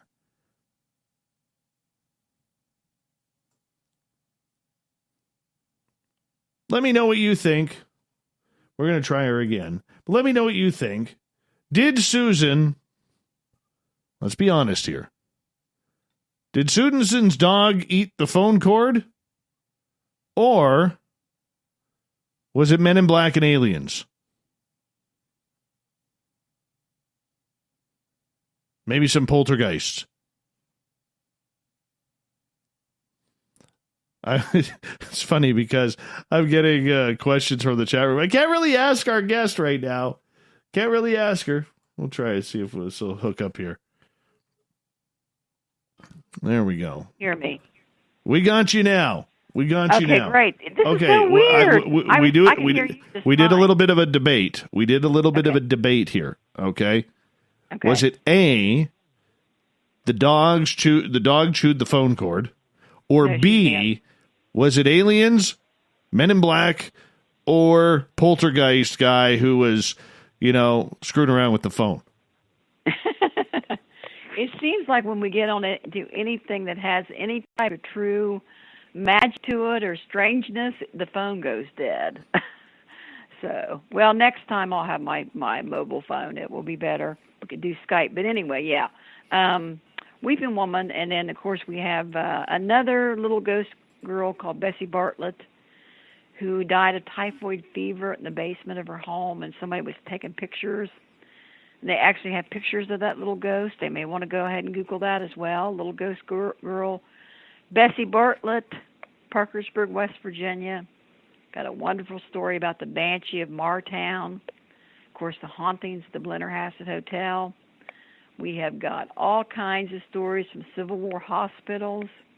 We cover about 3 Civil War hospitals. One of them's left standing. The ghost up on Quincy Hill, which was on the Dead Files. Right. There was also a Mothman sighting on Quincy Hill up in 1987, actually. Really? Tell us about that. Okay, well, Quincy Hill was the area of a tent overflow city hospital during the time of the Civil War. They had about 1,000 soldiers up there that were quarantined. So anyway, there's a lot of hauntings up there. But it's the highest point in Parkersburg because there was also a Civil War lookout as well as a hospital. And to watch the B&O Railroad and also the Ohio River. So it's a very high hill right in the middle of the city. In 1987, there was a young couple late at night driving up on Quincy Hill when this large wing kind of went over their windshield, and then that wing kind of withdrew, and they described it as it looked like a large insect-like creature. The knees were on backwards like an insect. It looked to be about 6.5 feet tall. When it walked, it had like a shuffling gait, like it wasn't used to walking on its feet. It never turned around, so they never saw any red eyes. So the girl went back home, and she was young. She'd never heard about the Mothman. She went home and told her parents about what they had seen, and they said, that sounds like the Mothman. But yet again, she did not see any red eyes, but it was pretty much pretty good description of the Mothman. If not, then it was something else. But it does seem to be a very active point in Parkersburg would be Quincy Hill with hauntings. These things tend to overlap. I don't know if I've heard a lot of people talk about this. It doesn't make a whole lot of sense why there would be Mothman or UFOs or something in areas of hauntings. Maybe we'll be able to understand that one of these days, and I'm sure people have theories. But yeah, it's an especially active area. Got another house on the tour that was on the Dead Files. We got the wonderful old mansion, the Haunted Mansion, with Senator Van Winkle, who was a friend with Edgar Allan Poe. He was one of West Virginia's earliest senators. He was an amazing man. It's not like a Victorian. It's from the era of Dickens. This house was built in 1834, I think. Very haunted. Has had lots of activity. we usually walk up to the house and look in the windows and things. It's been refurbished. We're always in danger of these houses being torn down. There was a gentleman that did buy the house, and he refurbished it. But people find out it's cheaper to tear down one of these old houses and just build another house on top of it. It's very sad. He was good friends with Edgar Allan Poe. When President Kennedy came to the area, he walked up to Senator Van Winkle's house, and he also walked up to Senator Van Winkle's grave in Riverview Cemetery, which is right next to the Weeping Woman statue, to pay his respects. And the senator's even mentioned in John Kennedy's book, Profiles in Courage. So, as you can see, the ghost tour is also quite historical. And these stories kind of, blend in with each other. We've got a grave of a Chinese laundress, a girl that died around the time of the Civil War. Many abolitionists. Well, Riverview Cemetery is extremely active and extremely haunted. So you can imagine they've got it locked at night. They didn't used to, but it is now locked. And then not too awfully far from Parkersburg, there's another story called The Ghost of Silver Run. There's about a woman who haunts Tunnel 19 out in Ritchie County.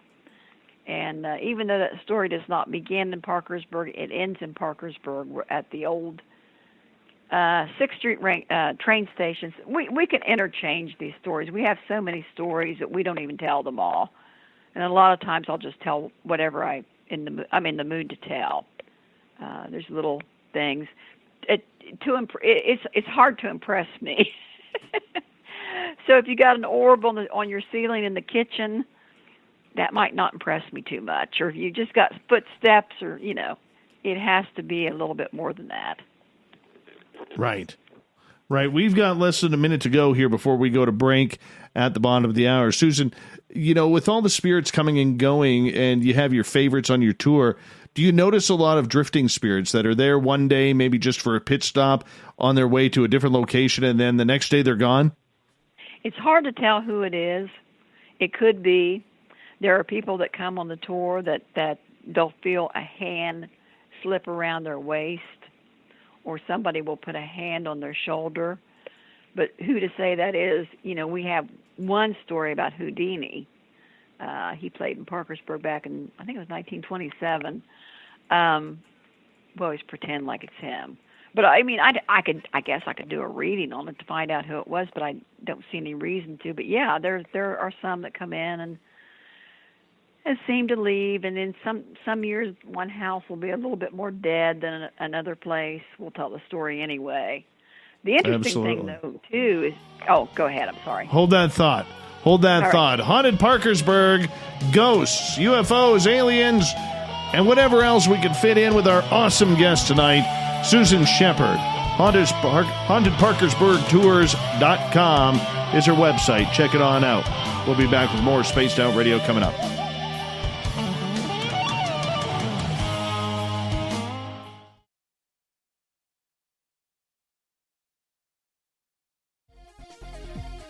Hello, space travelers. It's me again, Carl.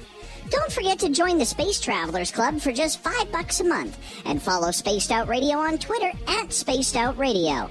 Our Instagram, Dave Scott SOR. Our Facebook page is Spaced Out Radio Show. Our archives are free at youtube.com/Spaced Out Radio. Come woo it up with Spaced Out Radio today. Bye!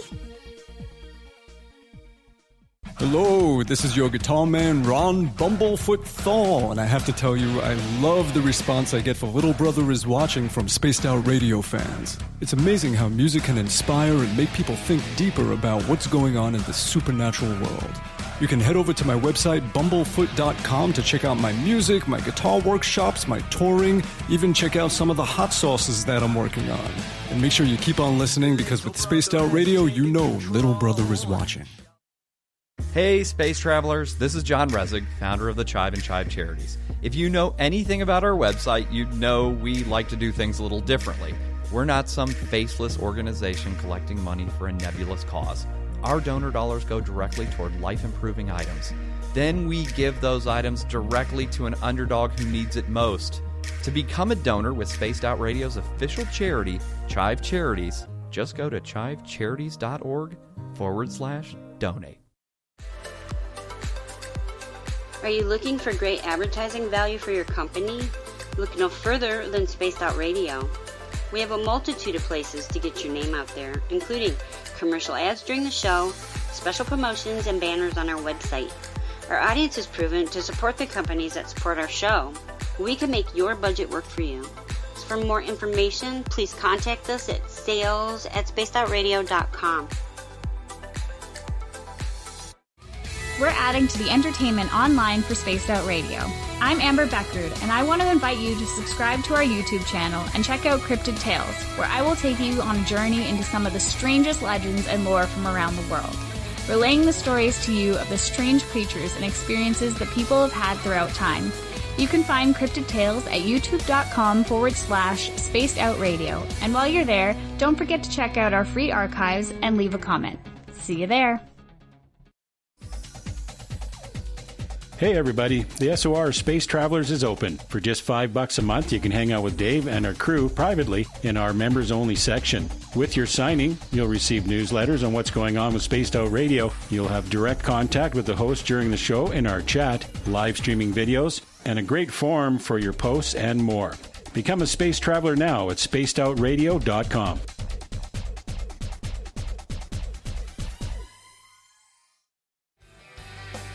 From the heartlands of Canada to beards around the world, we know how to take care of you. Fill your follicles with the Mighty Moose Beard Oil. All our oils and balms are handmade and 100% natural ingredients because we care about your beard. And hey, use the promo code SOR2019 and get your Mighty Moose Beard Oil today. You can check us out on our website, mightymoosebeard.com.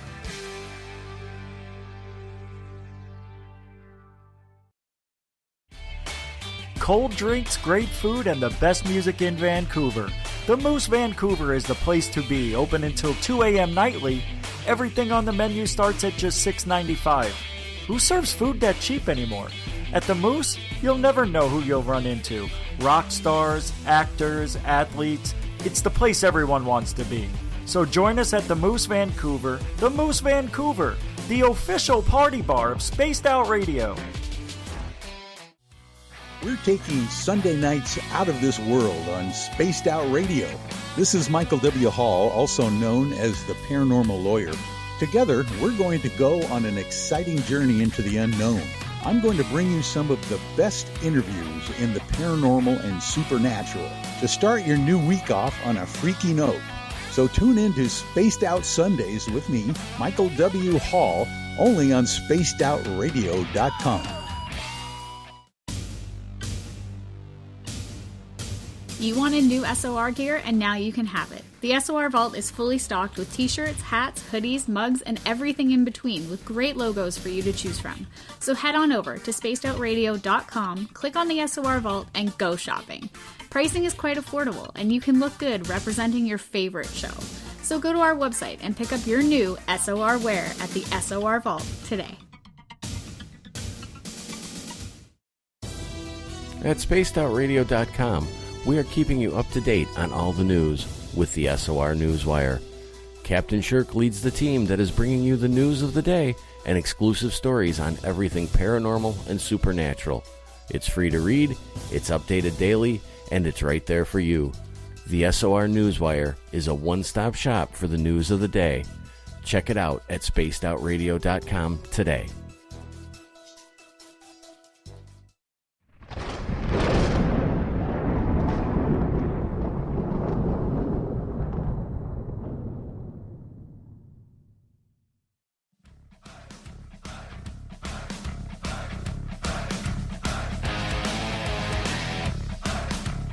We pass the halfway point of Spaced Out Radio tonight.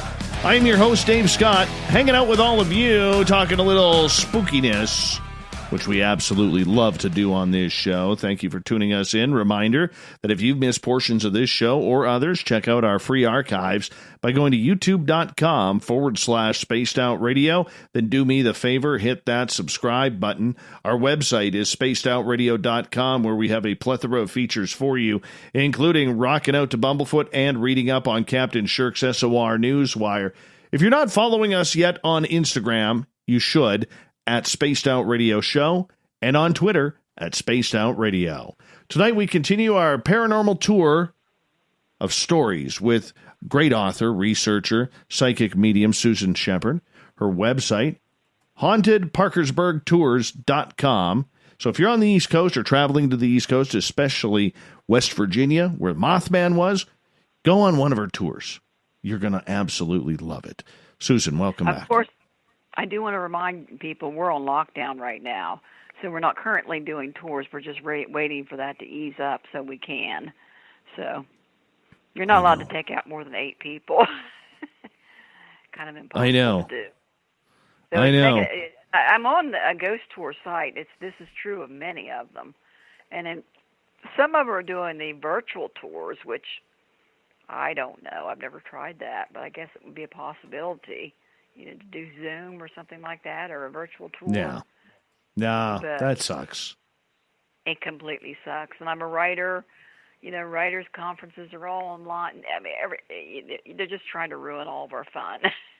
Isn't that true? Anyway, the Blennerhassett Hotel, they do have a tour that's free on Friday night. It is not paranormal, though. But if you came into town and you want me to come down and tell you a few stories about the ghosts down there, I'd be happy to do it. But right now, of course, it's illegal to take out any more than 8 people. And our tour is it's about 2 miles. It's a long tour. You don't notice how far you're walking, but it's not unusual for us to have 100 people. I'm sure it's not unusual for you to have that either.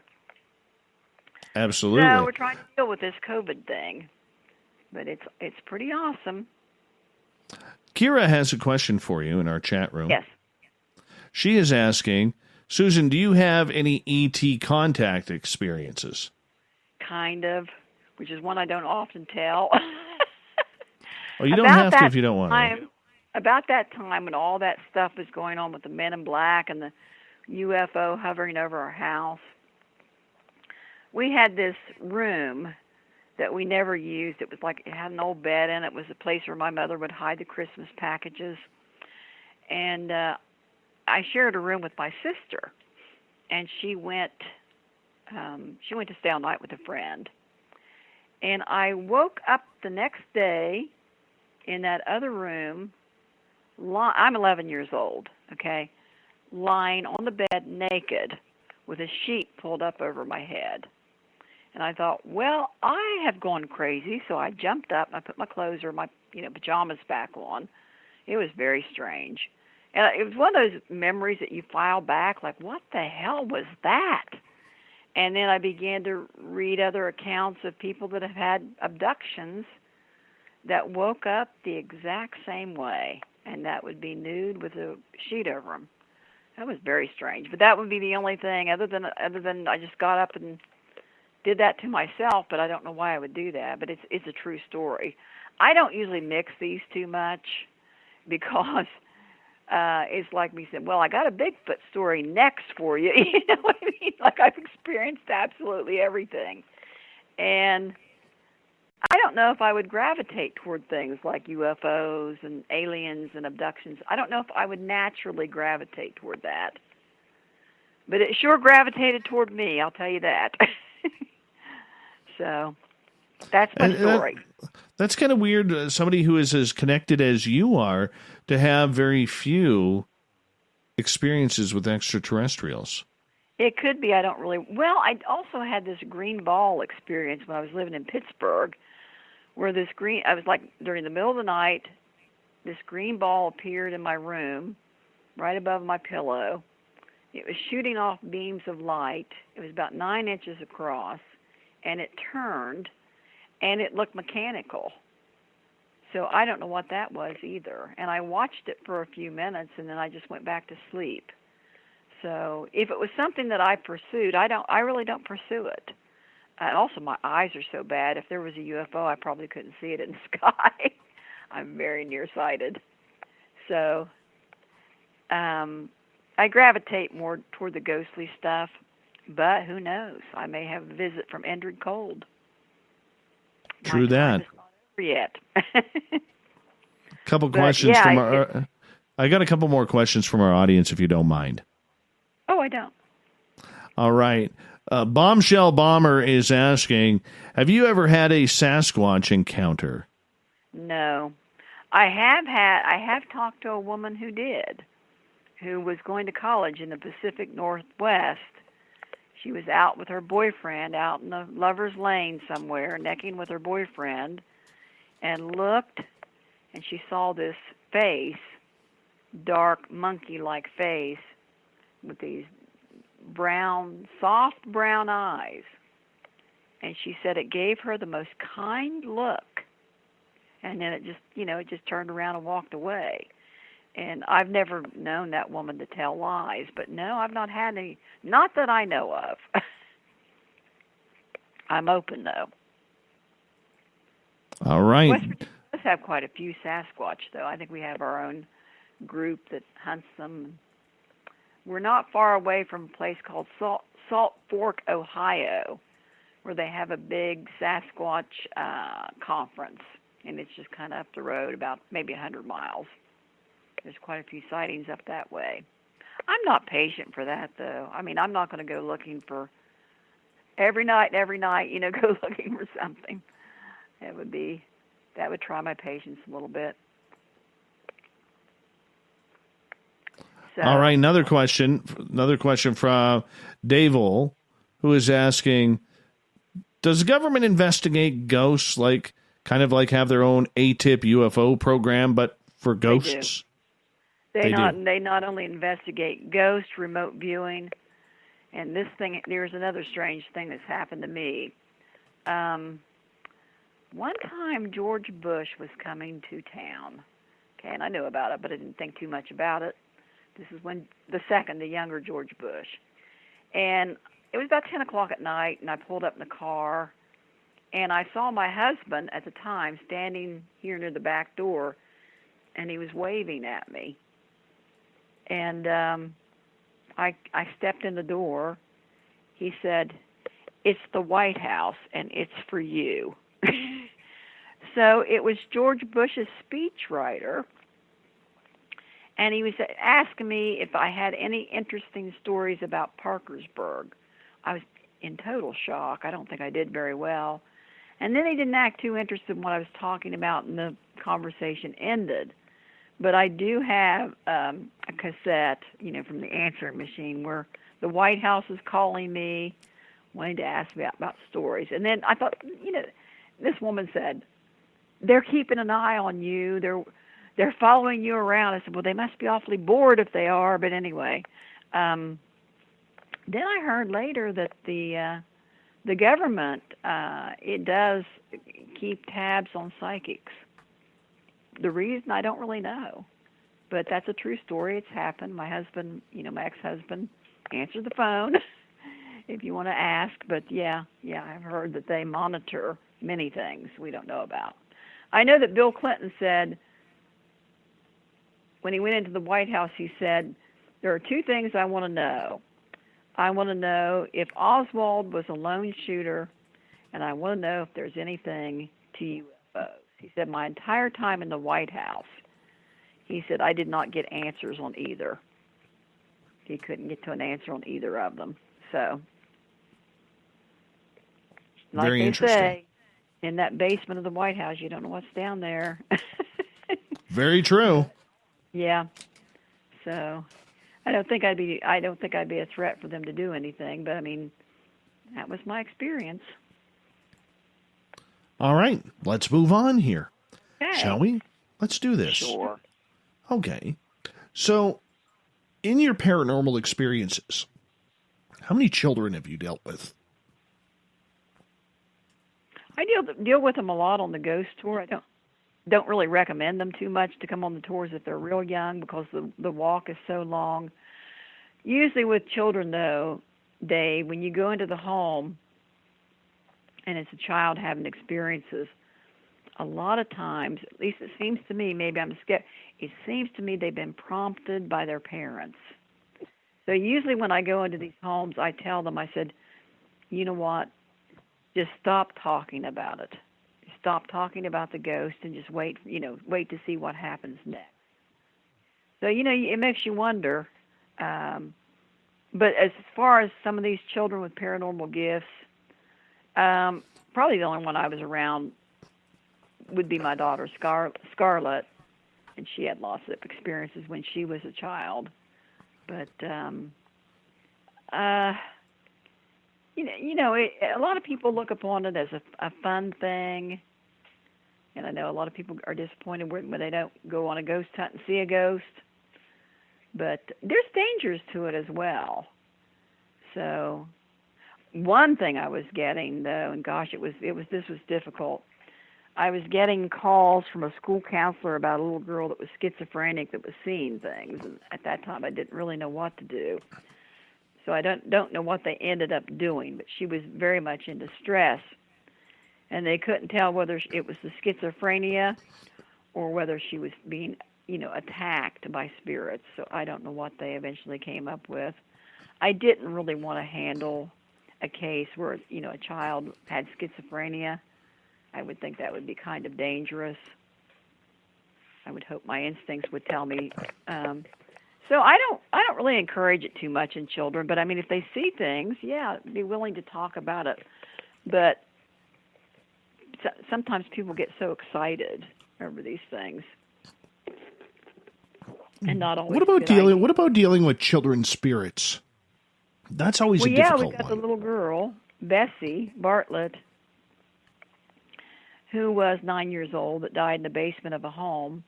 You'd be surprised how many children's spirits that they have, though.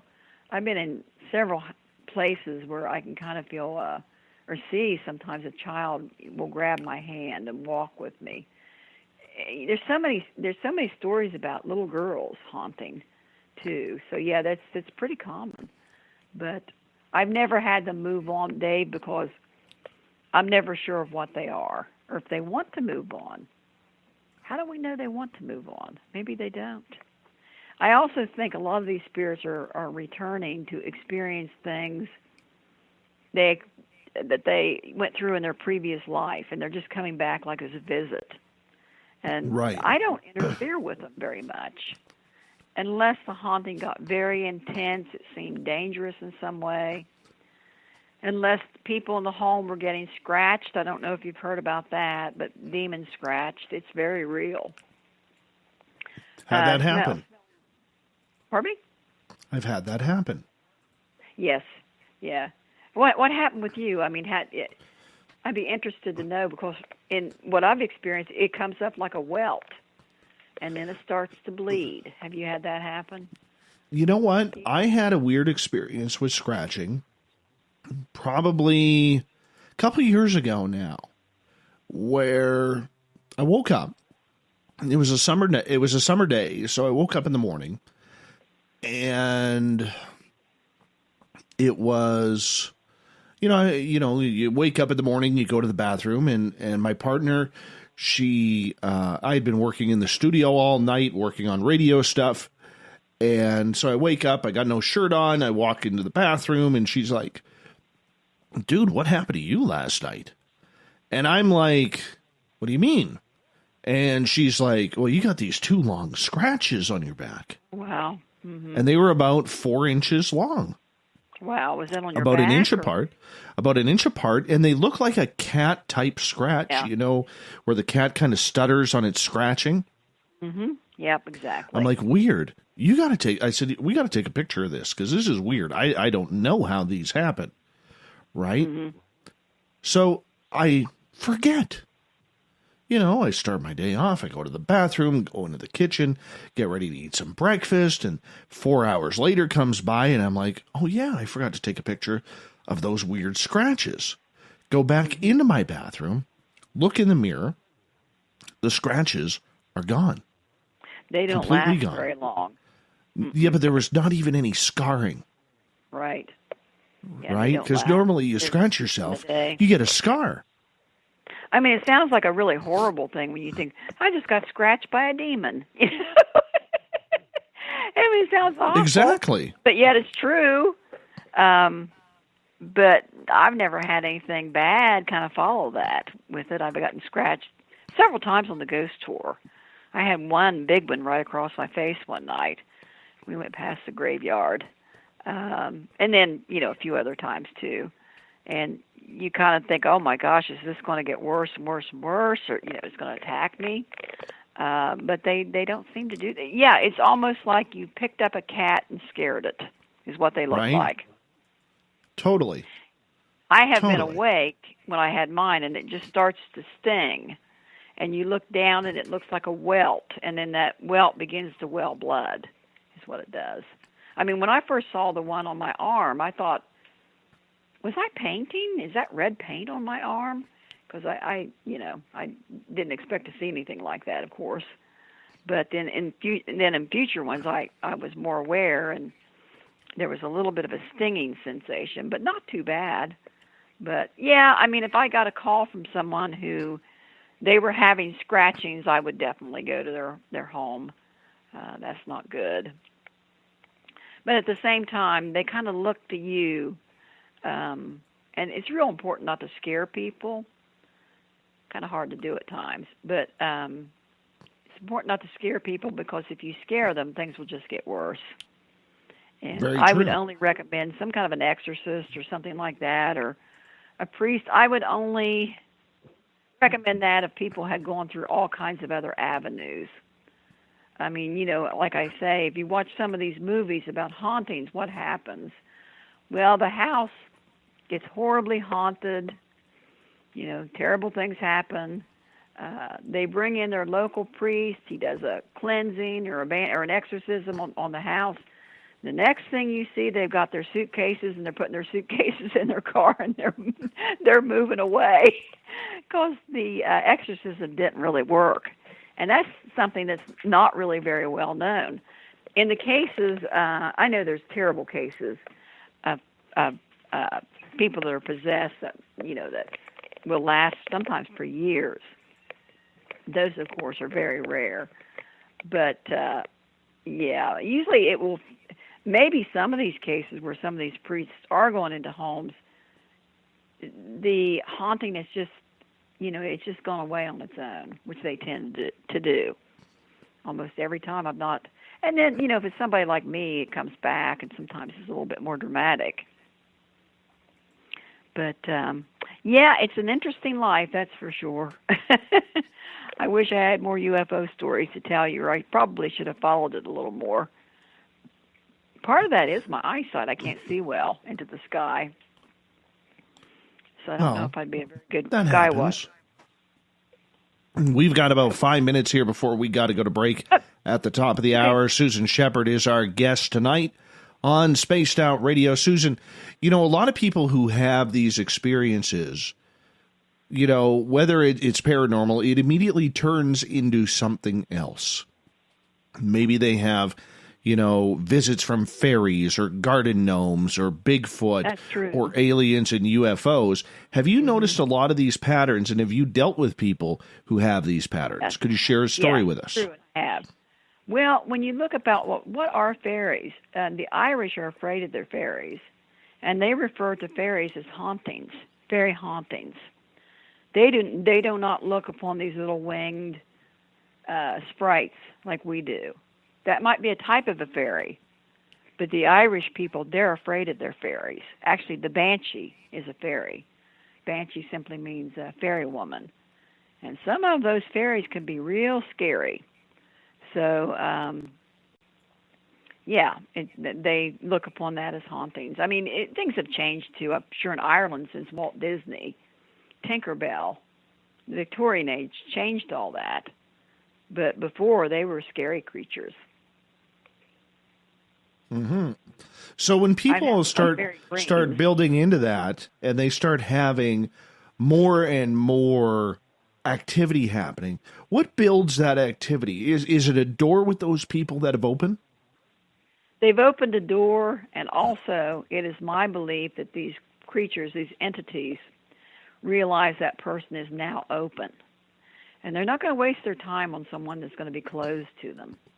They're going to go to that person that's very open. You can see that in their aura or whatever. So that's the person that's going to notice them.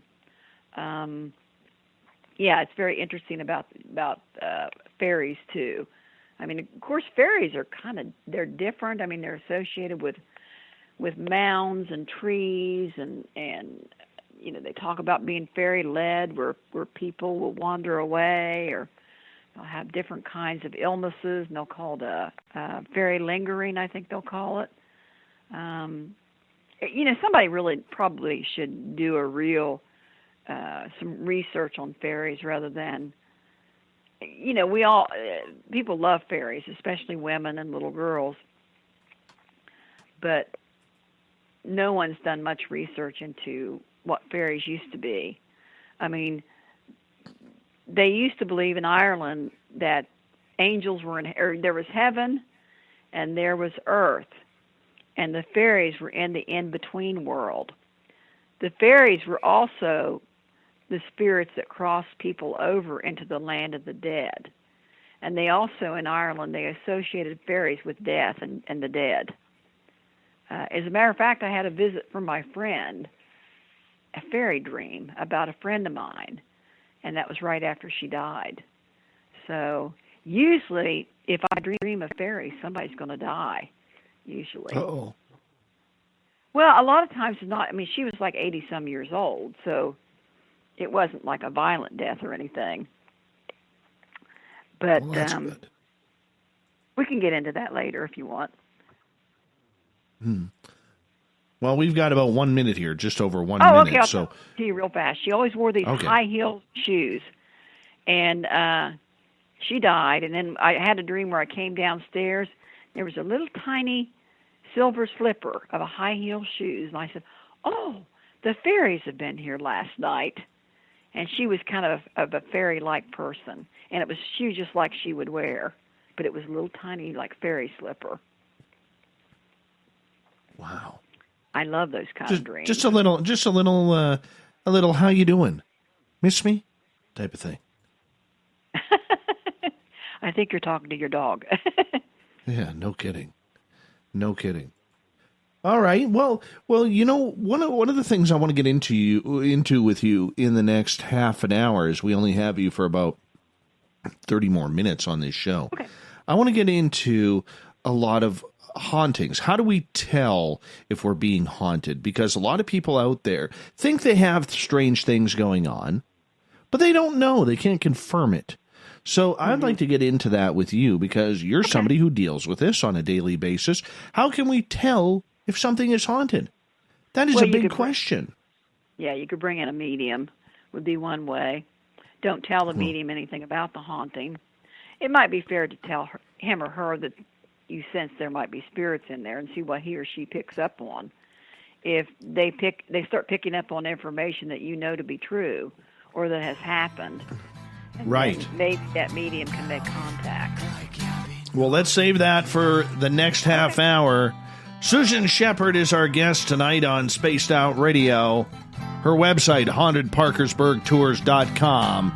More Talking Paranormal with Susan right after this.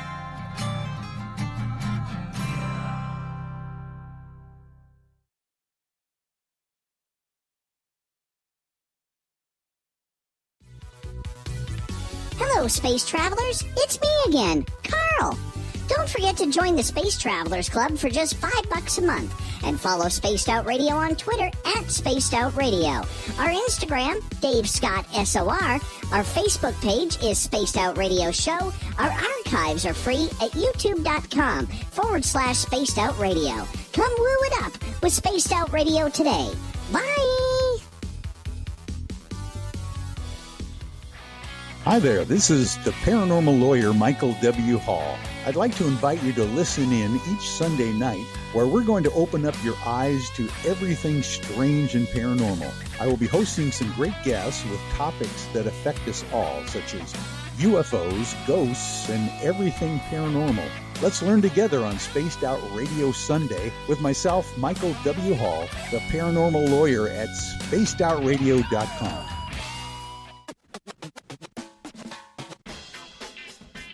The SOR Vault is open for business, and do we have some cool swag for you to pick up? All you have to do is head over to our website and click on the SOR Vault. You have a variety of cool logos to choose from, and put them on anything you want. T-shirts, hoodies, hats, coffee mugs, you name it, we can get it to you. So do your shopping by supporting the store you love. Get your Spaced Out Radio swag at the SOR Vault today.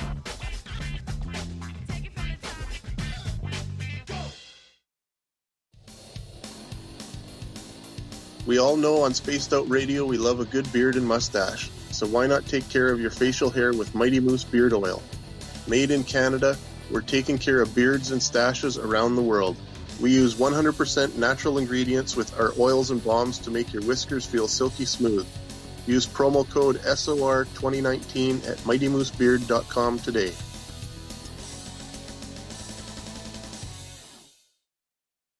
Hello, this is your guitar man, Ron Bumblefoot Thal, and I have to tell you, I love the response I get for Little Brother is Watching from Spaced Out Radio fans. It's amazing how music can inspire and make people think deeper about what's going on in the supernatural world.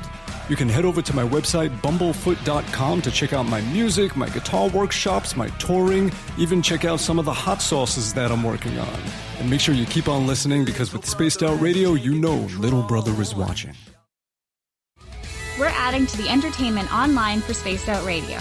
I'm Amber Beckrud, and I want to invite you to subscribe to our YouTube channel and check out Cryptid Tales, where I will take you on a journey into some of the strangest legends and lore from around the world, relaying the stories to you of the strange creatures and experiences that people have had throughout time. You can find Cryptid Tales at youtube.com/Spaced Out Radio. And while you're there, don't forget to check out our free archives and leave a comment. See you there. For the price of 1 cup of coffee a month, you can become an SOR Space Traveler. The Space Travelers Club is a place where you can interact with other listeners, either live during the show or on our great forum. We want your stories, pictures, comments, and ideas. You'll get live video streams, exclusive content, and be a part of our newsletter. Stay in touch with everything SOR. The Space Travelers Club is just $5 a month at spacedoutradio.com.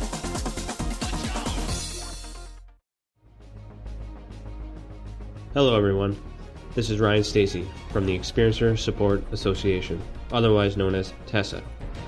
We're glad to team up with Spaced Out Radio to help investigate your experiences on the SOR Sightlines Report. Together, we'll investigate the strange sightings and occurrences you've had. We're looking for answers just like you. So fill out a Sightlines Report on the Spaced Out Radio website and let's figure out what's going on together. Hey, Space Travelers, this is John Resig, founder of the Chive and Chive Charities. If you know anything about our website, you know we like to do things a little differently. We're not some faceless organization collecting money for a nebulous cause. Our donor dollars go directly toward life-improving items. Then we give those items directly to an underdog who needs it most. To become a donor with Spaced Out Radio's official charity, Chive Charities, just go to chivecharities.org/donate. We are scouring the world for the most intriguing stories of your day. Take the time to read up on the SOR Newswire, where our team, led by Captain Shirk, will deliver to you some of the best paranormal and supernatural news, along with some stories that will blow your mind from the weird to the wacky. It's the news outside the news that piques interest, and that's what we're looking to deliver to you. The SOR Newswire, only at spacedoutradio.com.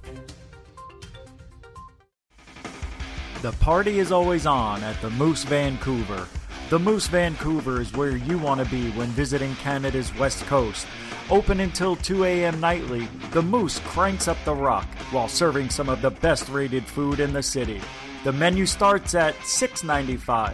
Why party anywhere else in Vancouver when the Moose is right there? Get your horns up and rock with the Moose, the official party bar of Spaced Out Radio. I'm feeling a little spicy tonight. What to do? What to do? Why not get Bumblefoot? 4 million Scoville units of pure hard rock. Bumblefoot hot sauces come in 3 flavors. The burning Tone it down a bit with Bumblicious and throw the sauce on everything. Spice it up. Bumble me, baby. Bumblefoot hot sauce. Get it today at Kajans.com. Looking for creative ways to get your company out in the public? How about advertising on Spaced Out Radio? Our sales department is waiting to hear from you, and we can work around any budget. From commercial spots to banners to special promotions, there are many opportunities to get your name and product out to our SOR listeners. For a price guide and more information, please contact us at sales@spacedoutradio.com. Would you like to connect with us? Head to spacedoutradio.com for all your latest show info. Now, back to Dave Scott and SOR. We're kicking off the third and final hour of Spaced Out Radio tonight. I am your host, Dave Scott. Thank you so much for being with us. We really do appreciate it. We welcome back everyone listening in or on our terrestrial affiliates around North America and digitally on Revolution Radio and TalkStream Live. All of our archives are free for you at youtube.com/Spaced Out Radio. Just do me the favor, hit that subscribe button. The Desert Clam has set the password for tonight in the SOR Space Travelers Club. It is Nomenclator. Nomenclator is your password. Use it wisely, Space Travelers, as the Clam sets the password each and every night right here on Spaced Out Radio. Our website is spacedoutradio.com, where we have a plethora of features for you, including rocking out to Bumblefoot and reading up on Captain Shirk's SOR Newswire. Follow us on Twitter at Spaced Out Radio and on Instagram at Spaced Out Radio Show. For the final time tonight, we introduce our guest, Susan Sheppard.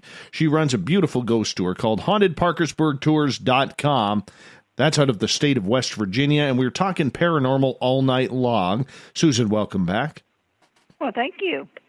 Not a problem. People would be very surprised with the ghost tour. You know, they're thinking about West Virginia, maybe spit and whittle, log cabins or whatever. Parkersburg, the homes in Parkersburg are colonial. They look like, we have houses that look like they're from New England, and then we have houses that look like they're from maybe Savannah, Georgia. So we're kind of like right below the Mason-Dixon line. So we've got some beautiful, beautiful old homes. Not all the cities like that, but people will be very surprised, I think, when they come to see these amazing old houses. I can see that happening.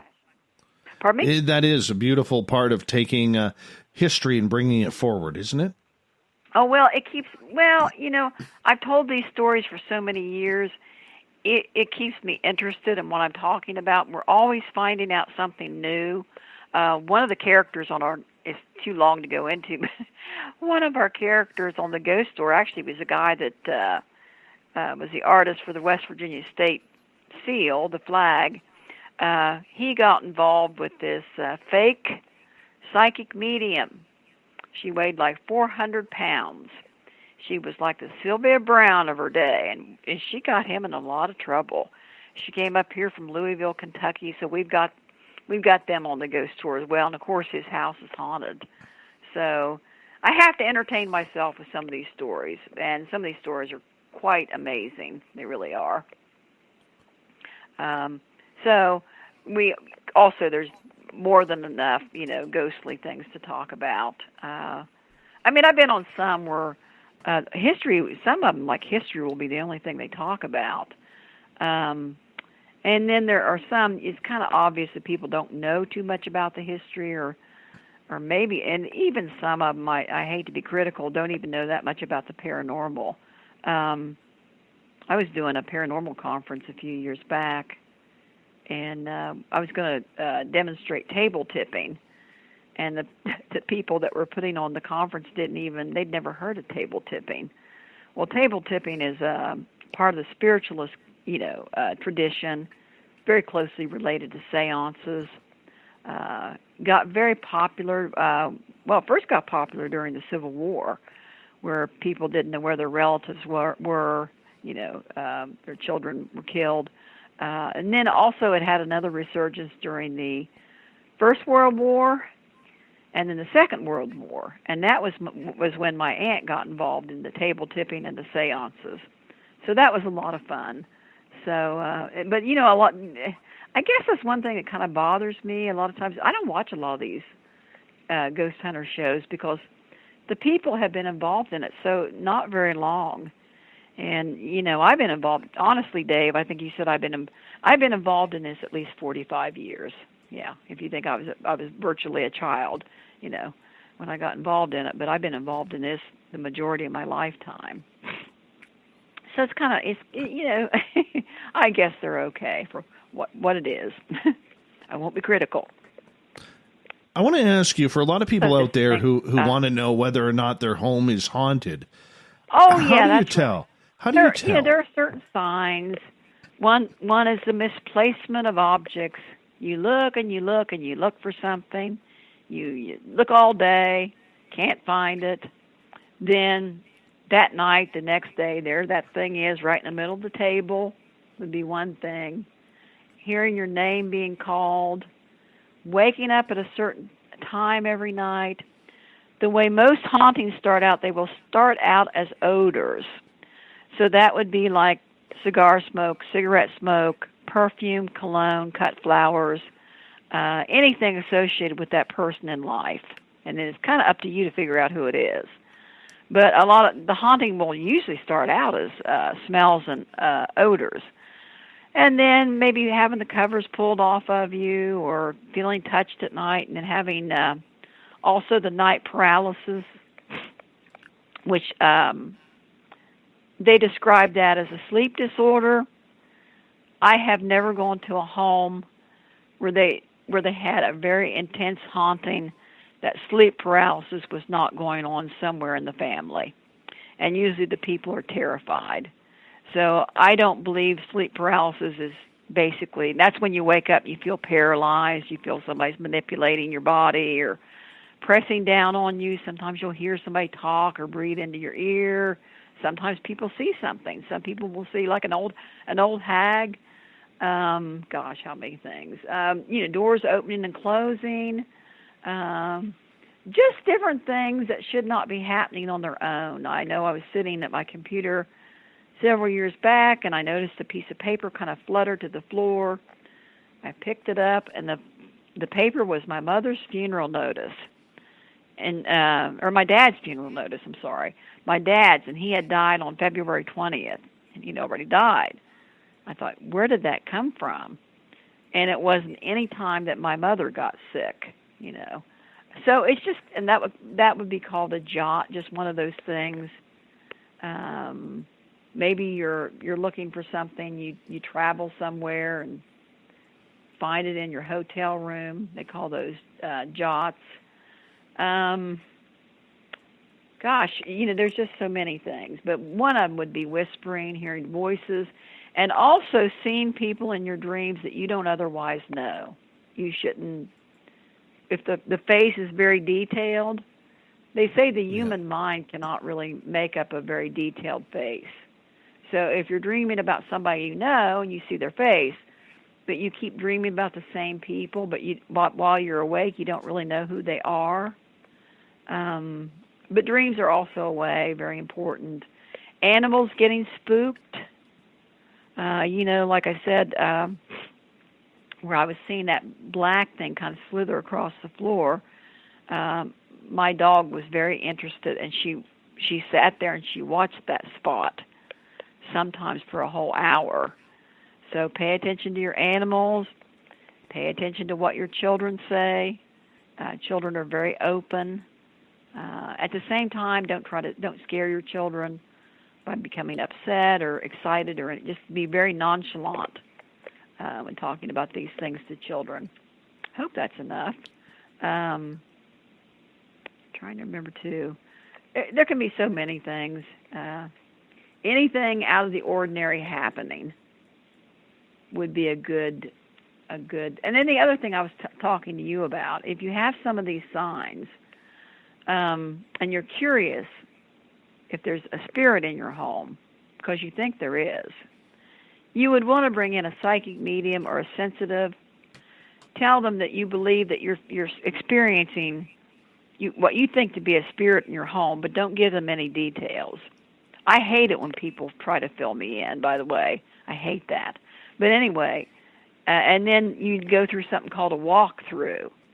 And then that sensitive or that psychic will start picking up details that they're picking up in the house. And if some of these details begin to ring a bell, they might be able to tell you who's doing the haunting. And then after maybe they can describe somebody, and you might look into the history of your house. One of the houses on our ghost tour, the woman who owns it, her name is Jenny. And she kept hearing somebody calling her name, Jenny, Jenny. Other people would hear Jenny. There had been a woman that lived in that house for 40 years whose name was Jenny. So she wasn't calling the owner, whoever it was for the previous owner.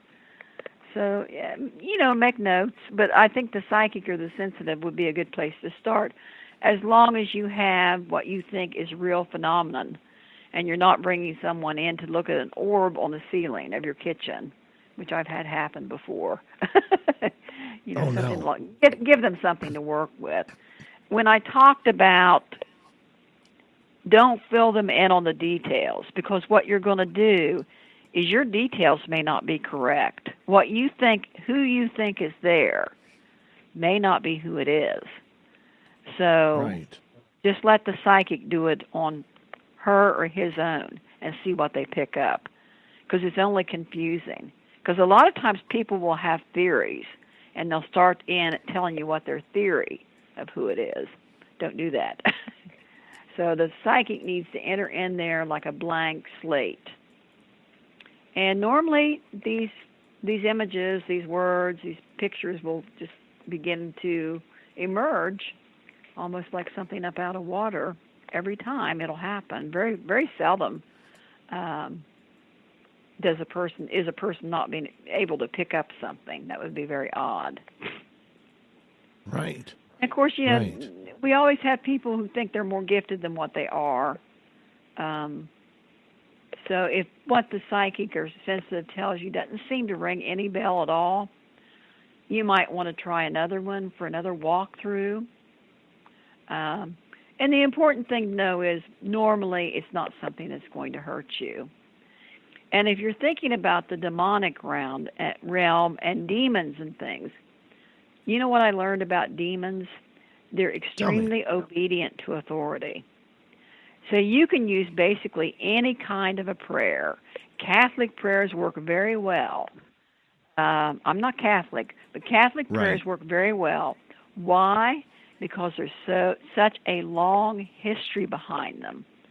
So when I get a really bad case, gosh, I got a terrible one of a woman that had a drug problem, an alcohol problem. She was also a stripper.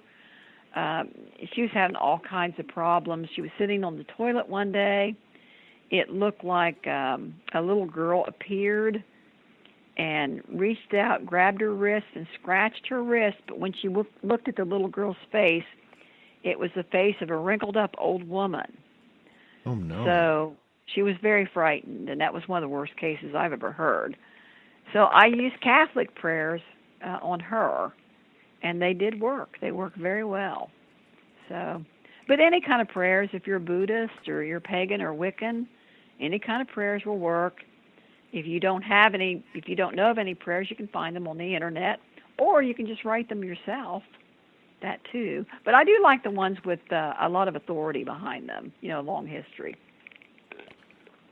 When you look at someone who is trying to figure out whether or not their home is haunted, okay, like how do you tell between the difference of, say, imagination because you've watched a lot of horror movies or paranormal TV shows and reality of a haunting? That's most people. I hate to tell you, it will startle you and you won't expect it. You're startled by it. Like the piece of paper fluttering to the floor. I don't know where that piece of paper came from. It will be startling in some way. So that's why I don't go ghost hunting as much as I used to, because I found out when you're looking for something, you didn't experience anything much more than what you ordinarily would. Now, if you're interested in gathering evidence, ghost hunting is a great thing. A lot of times you won't experience much, you won't see anything. You'll think it was a dead ghost hunt, go home, download your pictures, listen to your recordings, and realize you've gotten a whole lot of stuff that you weren't aware was going on around you. But I might sound kind of boring in that way, but I just wait for things to happen to me, unless I am called out to do something. If I am called out to do something, I will do it. I will check. I will research. I will do a cleansing if they want me to do a cleansing. And some of these hauntings, they are negative. Here's something really interesting. And I don't want to sound judgmental, but I'm going to tell you something. Alcoholism and hauntings go hand in hand. As a matter of fact, I noticed on the ghost tour, some of our most haunted houses had in them somebody who drank a great deal. They were nice to us and everything, but a lot of drinking was going on. And I do know that house we moved into that was haunted, my dad's drinking just got worse and worse and worse. So do be careful of that. Never drink alcohol on a ghost hunt. Never. My friend said, why don't you come over after a while? We'll get the Ouija board out and have a couple of beers. I said, are you crazy? No. I would imagine the same would be true with drugs, hard drugs too. So it's a little bit of a danger. So if you see famous ghost hunters and paranormalists and they're serving wine, I hope I'm not insulting anybody. It's just not a good idea. I think most people would be fine, but there are some people that are impressionable. But that too would be a sign, and that would be if a person's personality would change and they started to drink a lot or maybe, take drugs or things that they ordinarily did not do. That would be a type of oppression. And that would be just to get them out of those circumstances would be the main thing during that. I hope I don't sound judgmental, but no. The Buddhists very much believe in that. They call those kinds of ghosts, they're called pretas. What pretas want to do is they want to possess you, and possess you because they want to experience alcohol, chocolate cake, sex, all the things that they cannot experience in the spirit world.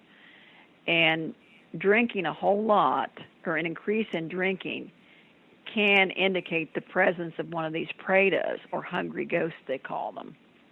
And so the Buddhists know more about ghosts than what you would even think. I mean, the Dalai Lama, he doesn't talk about it, but he knows a lot about spirits.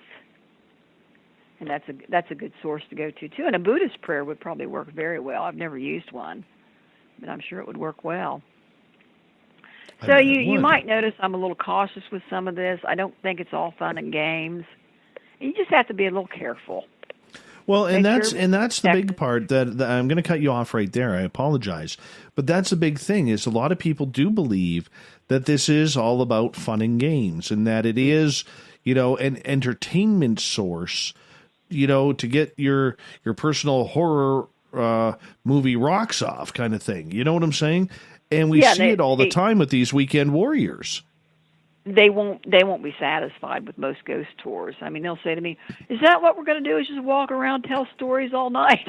They need to go to a haunted house, a Halloween haunted house, because that's not what a ghost tour is. And I will outright tell them, if they come on the ghost tour, well, what are we going to do this evening?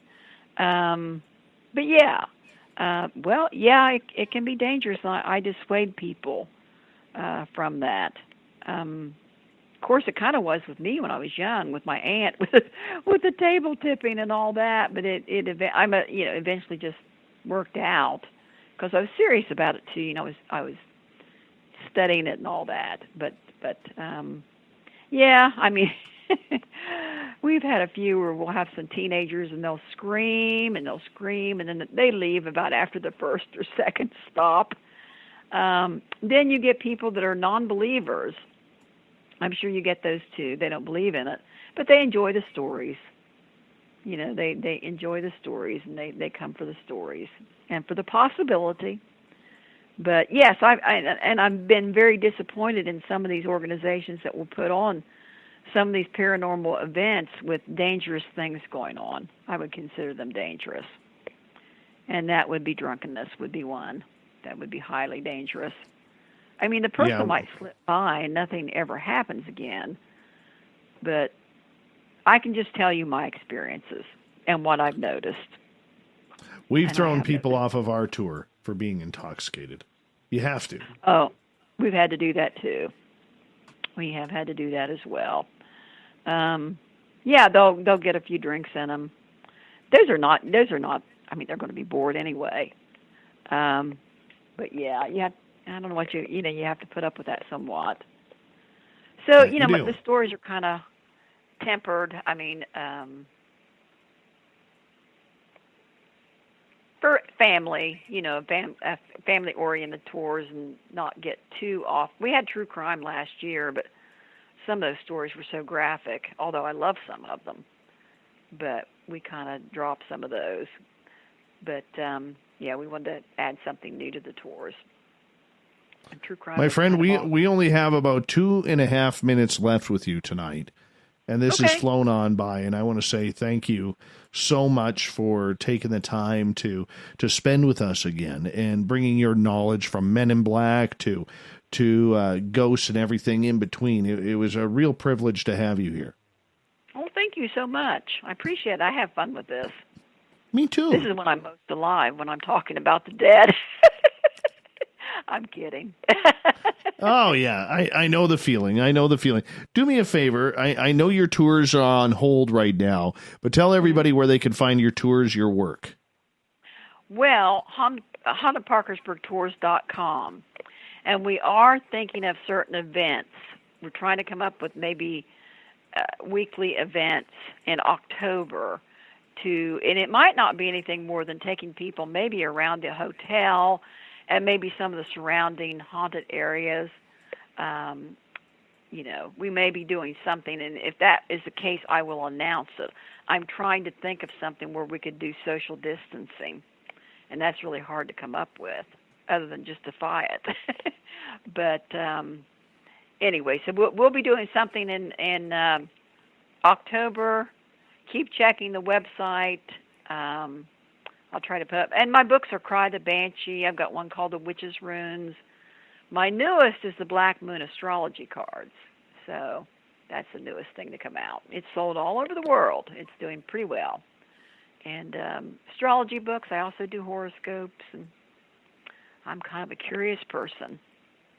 Well, we love having you here. We will definitely do it again. Say that again.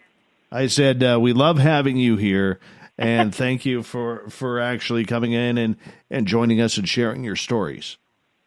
Well, thank you so much. I always enjoy it, and I would be happy to come back and talk about other things. Of course. There's even more. Good. All right. We look forward to that. Susan Okay, Sheppard, great. everybody. Thank you so much. Susan Sheppard, everybody. Haunted Parkersburg Tours.com is the website. You definitely want to check that out. Coming up next on Spaced Out Radio, we still have some time left together. Oh, yes, we do. We're going to get to the SOR Newswire, the thought of the Dave. Hopefully my voice holds out as well. Spaced Out Radio continues right after this.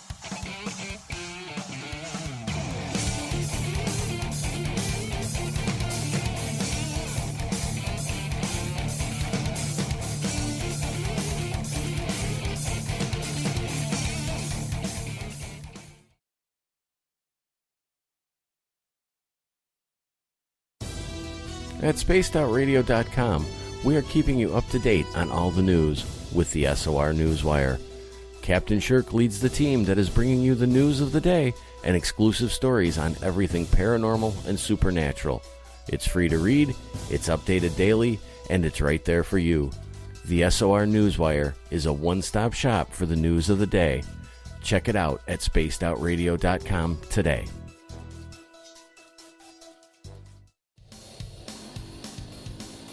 We all know on Spaced Out Radio we love a good beard and mustache, so why not take care of your facial hair with Mighty Moose Beard Oil? Made in Canada, we're taking care of beards and stashes around the world. We use 100% natural ingredients with our oils and balms to make your whiskers feel silky smooth. Use promo code SOR2019 at mightymoosebeard.com today.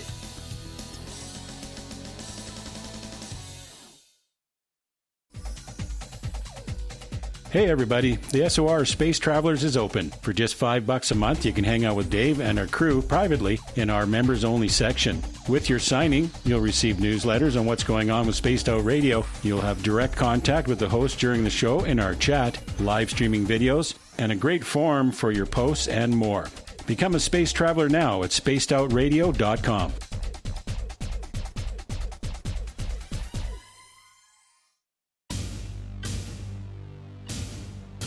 You wanted new SOR gear, and now you can have it. The SOR Vault is fully stocked with t-shirts, hats, hoodies, mugs, and everything in between with great logos for you to choose from.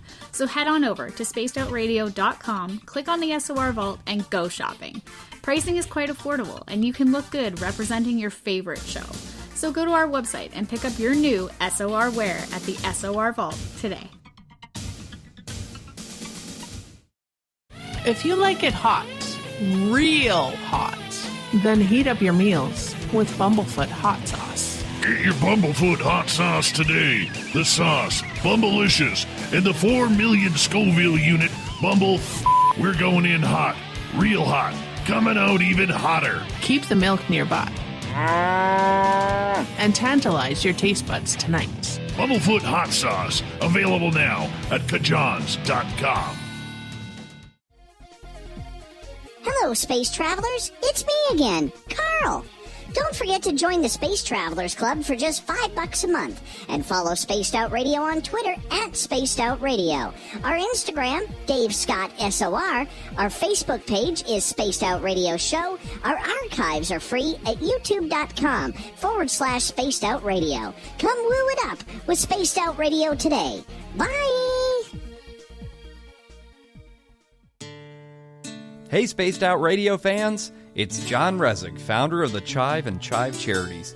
Our goal is to make the life of veterans, first responders, and those with rare medical conditions 10% happier. We do this by donating one grant item, ranging from dance to therapy programs to prosthetic limbs, to those who need it most. To contribute to Spaced Out Radio's official charity, head over to chivecharities.org and become a donor today. Cold drinks, great food, and the best music in Vancouver. The Moose Vancouver is the place to be, open until 2 a.m. nightly. Everything on the menu starts at just $6.95. Who serves food that cheap anymore? At the Moose, you'll never know who you'll run into. Rock stars, actors, athletes. It's the place everyone wants to be. So join us at the Moose Vancouver, the official party bar of Spaced Out Radio. Hi there, this is the paranormal lawyer Michael W. Hall. I'd like to invite you to listen in each Sunday night where we're going to open up your eyes to everything strange and paranormal. I will be hosting some great guests with topics that affect us all, such as UFOs, ghosts, and everything paranormal. Let's learn together on Spaced Out Radio Sunday with myself, Michael W. Hall, the paranormal lawyer at spacedoutradio.com.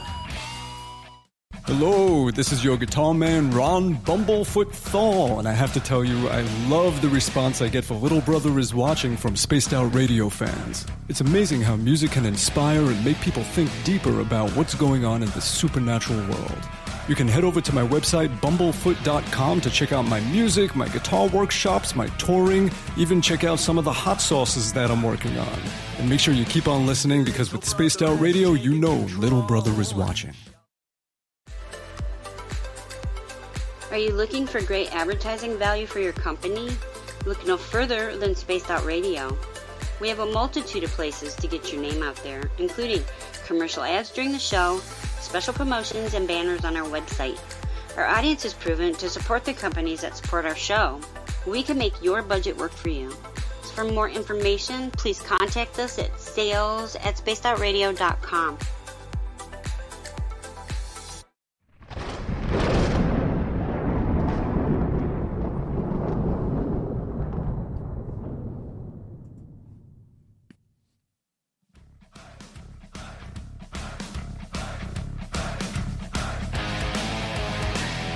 We rounded third. We're heading for home tonight on Spaced Out Radio. I'm your host, Dave Scott. Thank you so much for joining us tonight. It's been a real pleasure broadcasting to you live. I want to remind you that if you've missed most of this show or others, you can check out our free archives by going to youtube.com/Spaced Out Radio. Just do me the favor, hit that subscribe button. Our website is spacedoutradio.com, where we have a plethora of features for you, including rocking out to Bumblefoot and reading up on Captain Shirk's SOR Newswire. Follow us on Twitter at Spaced Out Radio and on Instagram at Spaced Out Radio Show. Speaking of the news, oh, here we go.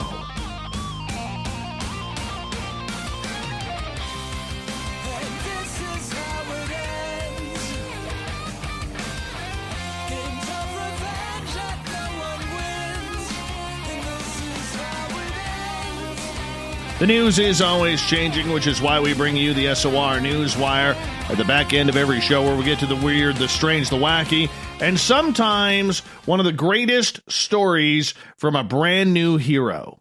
Yes. All right. Ander Christensen is a hero. He really is. And I'm going to tell you why. And I am very impressed with him. I want this guy's autograph.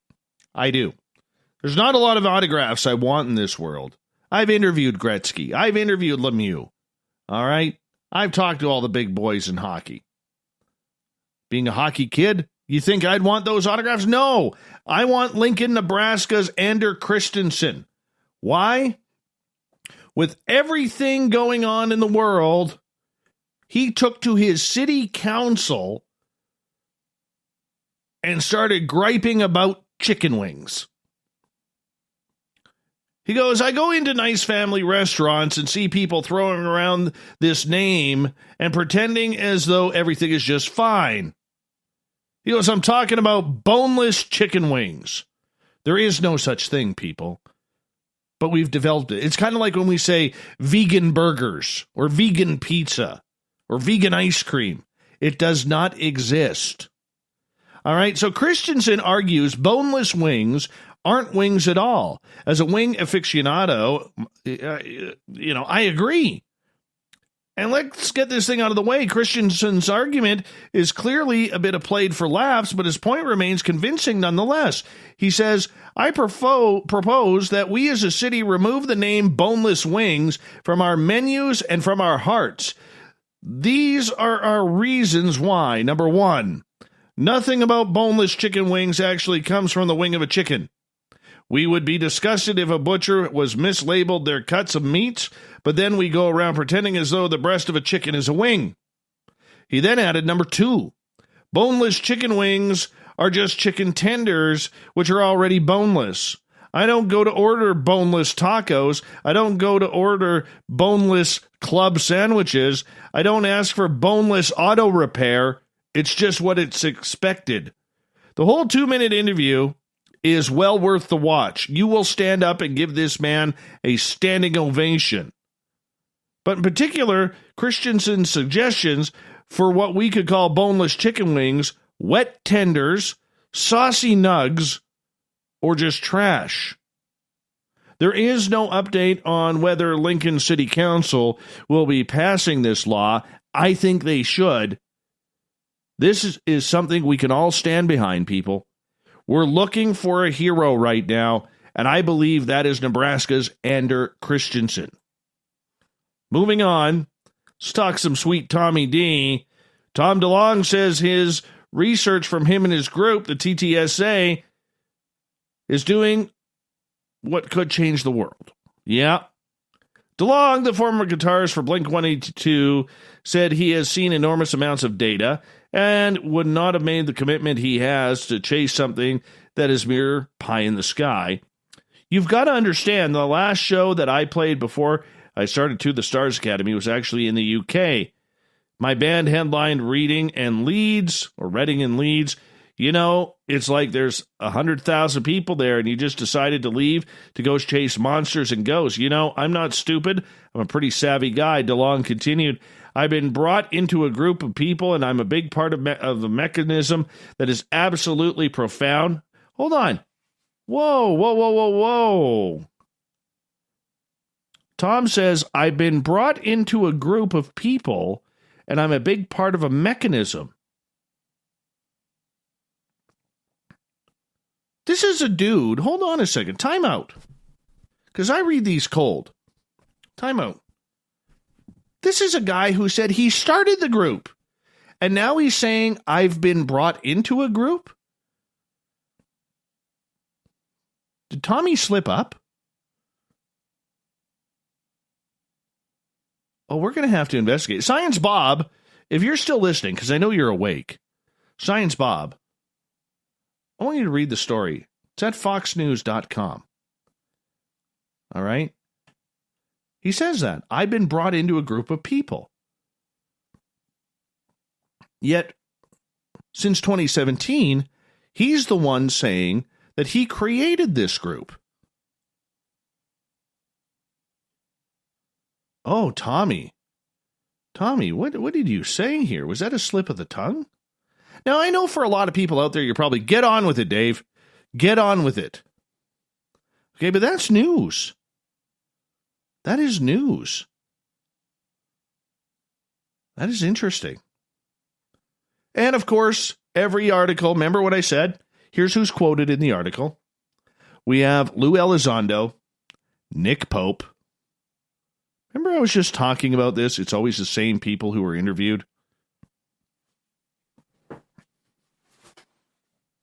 Yeah.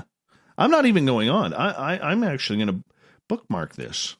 So I want to save that for later. Hey, did you guys catch this?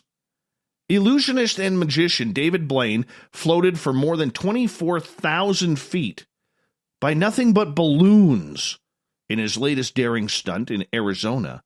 The 47-year-old's ascension stunt kicked off in Page, Arizona. The stunt, which was live streamed on YouTube, saw Blaine float 24,000 feet in the air, held up by 52 helium-filled balloons, the last one given to him and tied up by his daughter. He had estimated he would reach around 18,000 feet. After reaching 24,000, Blaine, who had a parachute attached to him, skydived back down. The stunt lasted for about an hour. It was incredible. Go on his YouTube channel. Check this out. Check this out. It was incredible if you've missed this. Shortly after taking off, Blaine slowly started dropping 5-pound weights to ascend even higher. The illusionist, who had an oxygen mask throughout, was climbing at about 500 feet per minute. At about 8,000 feet, Blaine started strapping himself into the parachute. He released himself from the balloons at an altitude of 24,900 feet. His 9-year-old daughter, Dessa, who is so cute through this, watched from the ground and spoke to him several times while he was in the air. Talk about a proud papa. He kept on saying when he talked to his daughter, he'd be like, I love you, I love you. And she'd be like, I love you, Daddy. It was the most adorable thing. And, yeah, as soon as he landed, what did he do? Goes right to his daughter, coming out of the helicopter. He comes out of the helicopter. Says, I love you. This is all for you. Total dad moment. Badass dad moment. Yeah. So just prior to getting underway, Blaine said this stunt felt way crazier than anything else he has previously done. The thing feels insane. Normally, I feel like I have control. This, I have no control over anything. The stunt was initially scheduled to be held in his hometown in New York City, but had to be postponed due to unfavorable weather and wind conditions. Yeah, go check this out on his YouTube channel. It's phenomenal. David Blaine. Locally in British Columbia here, this story really, really upsets me. All right? So, the Osoyoos Indian band had their beautiful pictographs destroyed by vandals. It's really disheartening to see someone deface a part of our heritage that has been there for hundreds and hundreds of years, said Osoyoos Indian Band counselor Nathan McInnes shortly after leaving an OIB meeting. My heart feels sad. It is more sad than angry. Now, McGinnis, OIB chief Clarence Louie, and many others around the world were shocked to learn that someone had destroyed a First Nations pictograph over the weekend. Racist profanity was found written across a large rock at locations east of Osoyoos Lake. One of our patrols was in the Rattlesnake Point area Saturday, explained McGinnis, who supervises the operations and maintenance departments of OIB. They noticed it just driving by and looking. Later that day, a couple of band members were going to visit the site and saw what had happened. it is that this piece is irreplaceable. I mean, you can't go back in time and do anything to fix it because they actually spray painted over the pictographs. The cowardly act has forced the Osoyoos Indian Band into being proactive in protecting its historic sites. We may have to put a chain link fence around or our pictographs. There's at least 3 other pictograph sites I know of. It's kind of unfortunate we may have to cover them up like that. We'll maybe have a key made for the community members that want to do their ceremonies and for people who want to visit the pictographs. McGinnis said the band has yet to go to Osoyoos RCMP, but will be doing so soon. We haven't gone that far yet, but we definitely are going to talk to the police because one of our band members came and talked to us, advised McGinnis. It's a criminal offense. We will definitely be pursuing charges, but the likelihood of that is probably not much. There are no cameras and nothing close we can view. It's down at the south end of our reserve, which most people don't even visit. Oh, that's just horrible. I mean, the things that were spray painted on there, terrible. Canada has such a beautiful culture with its First Nations, and all it takes is a couple of idiots to totally disrespect that. Let's move on. Villagers and 2 police officers scurried for cover after they allegedly stumbled on goblins in a businessman's suitcase while searching for poison that allegedly led to the death of several community members' dogs. The businessman, Saturn Bloom Shamayushe, who runs a grinding mill at Le Point Business Center in Dete, is the eye of the storm as he is being accused of digging a grave of one of his wife's relatives. The businessman, however, has vehemently denied these accusations of goblins. A source who spoke to B Metro on condition of anonymity said the villagers were up in arms with the businessman after their dogs mysteriously died after getting into his homestead. Worried about that, the source went on to say villagers enlisted the services of police officers from Dete Police Base who accompanied them but were gripped with fear when they opened the businessman's suitcase. The source added that this was not the first time the businessman had been accused of a bizarre incident. Most recently, he was seen by villagers digging a grave of a relative of his wife. He fled from the scene, leaving his shoes, which were used as exhibit, and the issue was taken to Chief Nelukoba. After a full trial, the chief ordered him to leave the area, but he denied vehemently that he was the one who was doing any desecration to the grave. The source added that he, Shamayushe, said that the chief should enlist the services of witch hunters, popularly known around the area, to come in and sniff out the witch, saying that if they catch someone, he would take the villagers and the chief to task. The source went on to say that in fear of any invisible beings, community members now shun his services. The businessman's wife, Bessie, who works for a Sephardi company, nailed him. I heard that the police officers and villagers saw strange things at our homestead when police were investigating a case of dogs which died mysteriously. I will no longer stay with him because he was caught digging a grave of my younger sister. Yeah, I mean, you can't just make this stuff up. You can't. Anyways, I will no longer stay with him because he was caught digging a grave of my younger sister. He ran away and left his shoes at the gravesite. The issue did not go down well with my parents. The matter was taken to the chief, who, after a full trial, ordered us to vacate the place, but my husband refused to leave. There is no way and no how that the goblin they saw. I even advised the village head, former counselors, my father-in-law, and other villagers to enlist the services of the witches to root out such goblins. I told them that if they fail to root out such invisible things, that they must give me a beast. This is good. We got to follow up on this story, Shirky Poo. Yeah, we got to follow up. This is a good one. Oh, man. Okay, moving on. A cheeky dolphin named Frodo sunk his teeth into a man's hand during a friendly open ocean encounter. Fisherman Ty Duncan said he had to repeatedly come into contact with the playful animal near Noosa on Queensland's Sunshine Coast over several years. Mr. Duncan recorded his latest interaction with Frodo as the dolphin approached his outstretched hand before biting down on his fingers. Ouch. That's not good. Heartwarming footage showed Frodo swim up to Mr. Duncan, looking all cute, cozy, and cuddly in his small fishing boat. And he lifted his head, jaws out of the water. The dolphin happily held on to Mr. Duncan's hand as he laughed and exclaimed, "It's got my fingers. The bite doesn't hurt at all. It was just playing. The specific dolphin is always super friendly. It might recognize my boat or something. I've seen him for at least the last 5 years," Mr. Duncan says. He goes on to say that he has shared multiple encounters with this dolphin, and they become friends. That's actually kind of cool. Yeah.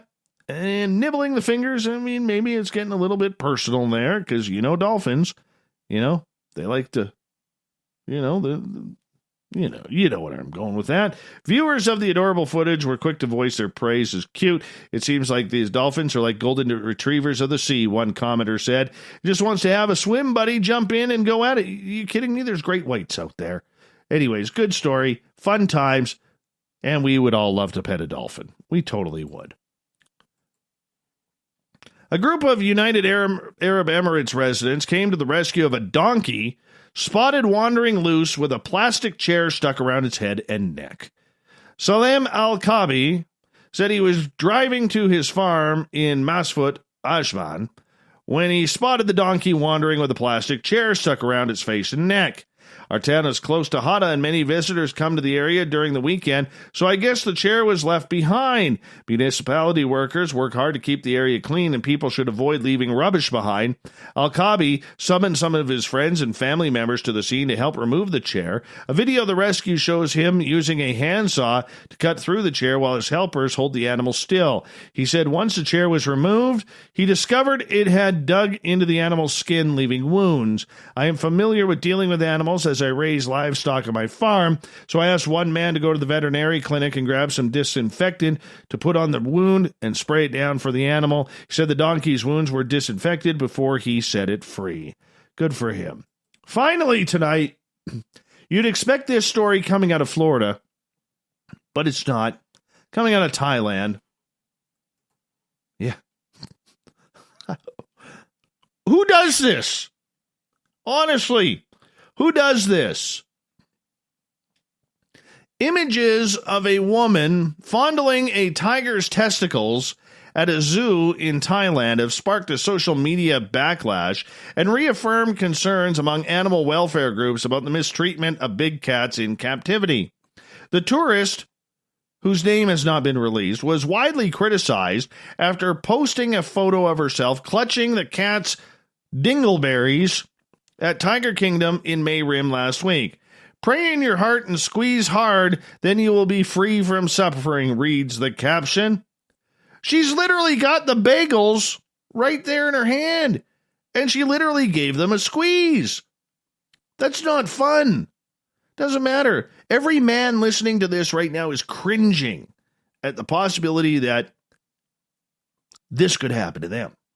The image was posted in an animal lovers Facebook group, according to the Bangkok Herald, prompting fierce backlash from locals who accused the woman of humiliating the tiger and the zoo of animal abuse. 2 staff members at Tiger Kingdom were allegedly punished over the incident, with the tiger keepers claiming in their own defense that they had told the woman the rules and risked before letting her get into the cage. The tiger, for his part, appears completely unfazed in the images, but it is precisely this detail that has raised serious concerns among animal rights groups who have fought for years to raise awareness around the liberal use of sedative drugs in big cat parks across Southeast Asia. Wild animals like tigers shun human contact, and if this animal hadn't been so drugged, it likely would have attacked the tourists. Of course it would have. It didn't want to be fondled and groped. Grow your own, lady. Terrible. Terrible. Tigers and other big cats used for photo ops are regularly drugged because zoos cannot tame them. Captivity is a living hell for tigers like this one, and they live in constant stress, anxiety, and agitation every day. According to Nirala Shah, who's a senior campaigner for PETA, Shah explained that big cats used for photo opportunities at zoos and parks and other tourist institutions are often violently beaten into submission, drugged, and mutilated and restrained in order to make them safe around the public. It is disgusting. You know what? I'm not a big PETA guy, but I agree with this. There's no need for big cats in a zoo. There really isn't. Yes, they are beautiful, okay, but they're more beautiful in the wildlife. Yeah. So anyways, she gave this tiger a tug. She's now being humiliated, trying to deny that it was anything bad. The tiger didn't even get to finish. And in the end, you know, it's just not a good day when you're pulling on the tiger's testes.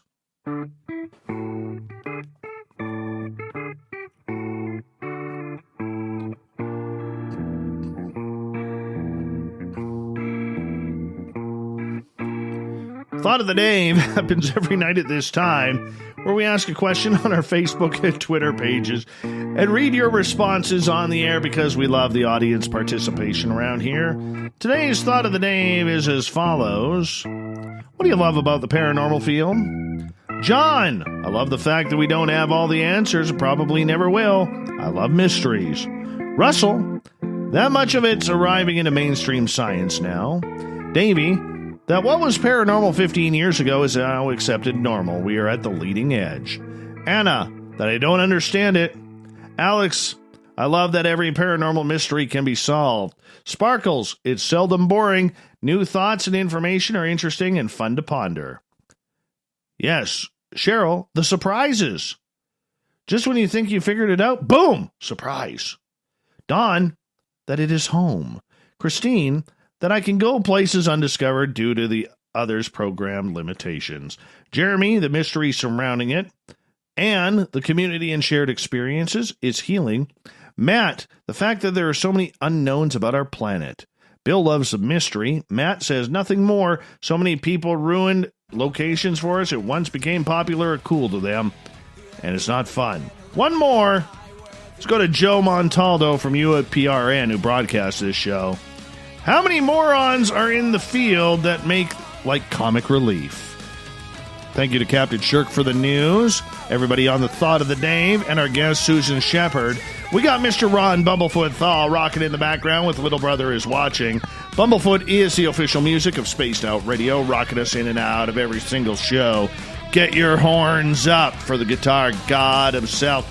Special thanks to everybody listening in at home, in your cars, at work, wherever you may be. Thank you to everybody in our chat rooms tonight, including YouTube and Spreaker, and all the snarkers and snarkettes hanging out on Twitter and hashtag Spaced Out Radio.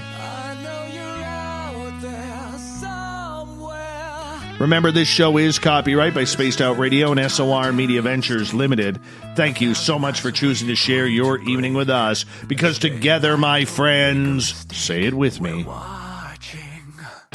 we own the night. Mr. Bumblefoot, we need a favor. We need you to take us home.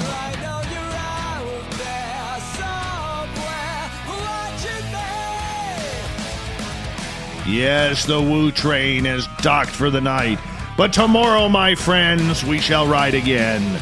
Your seats are always available. Your tickets never expire.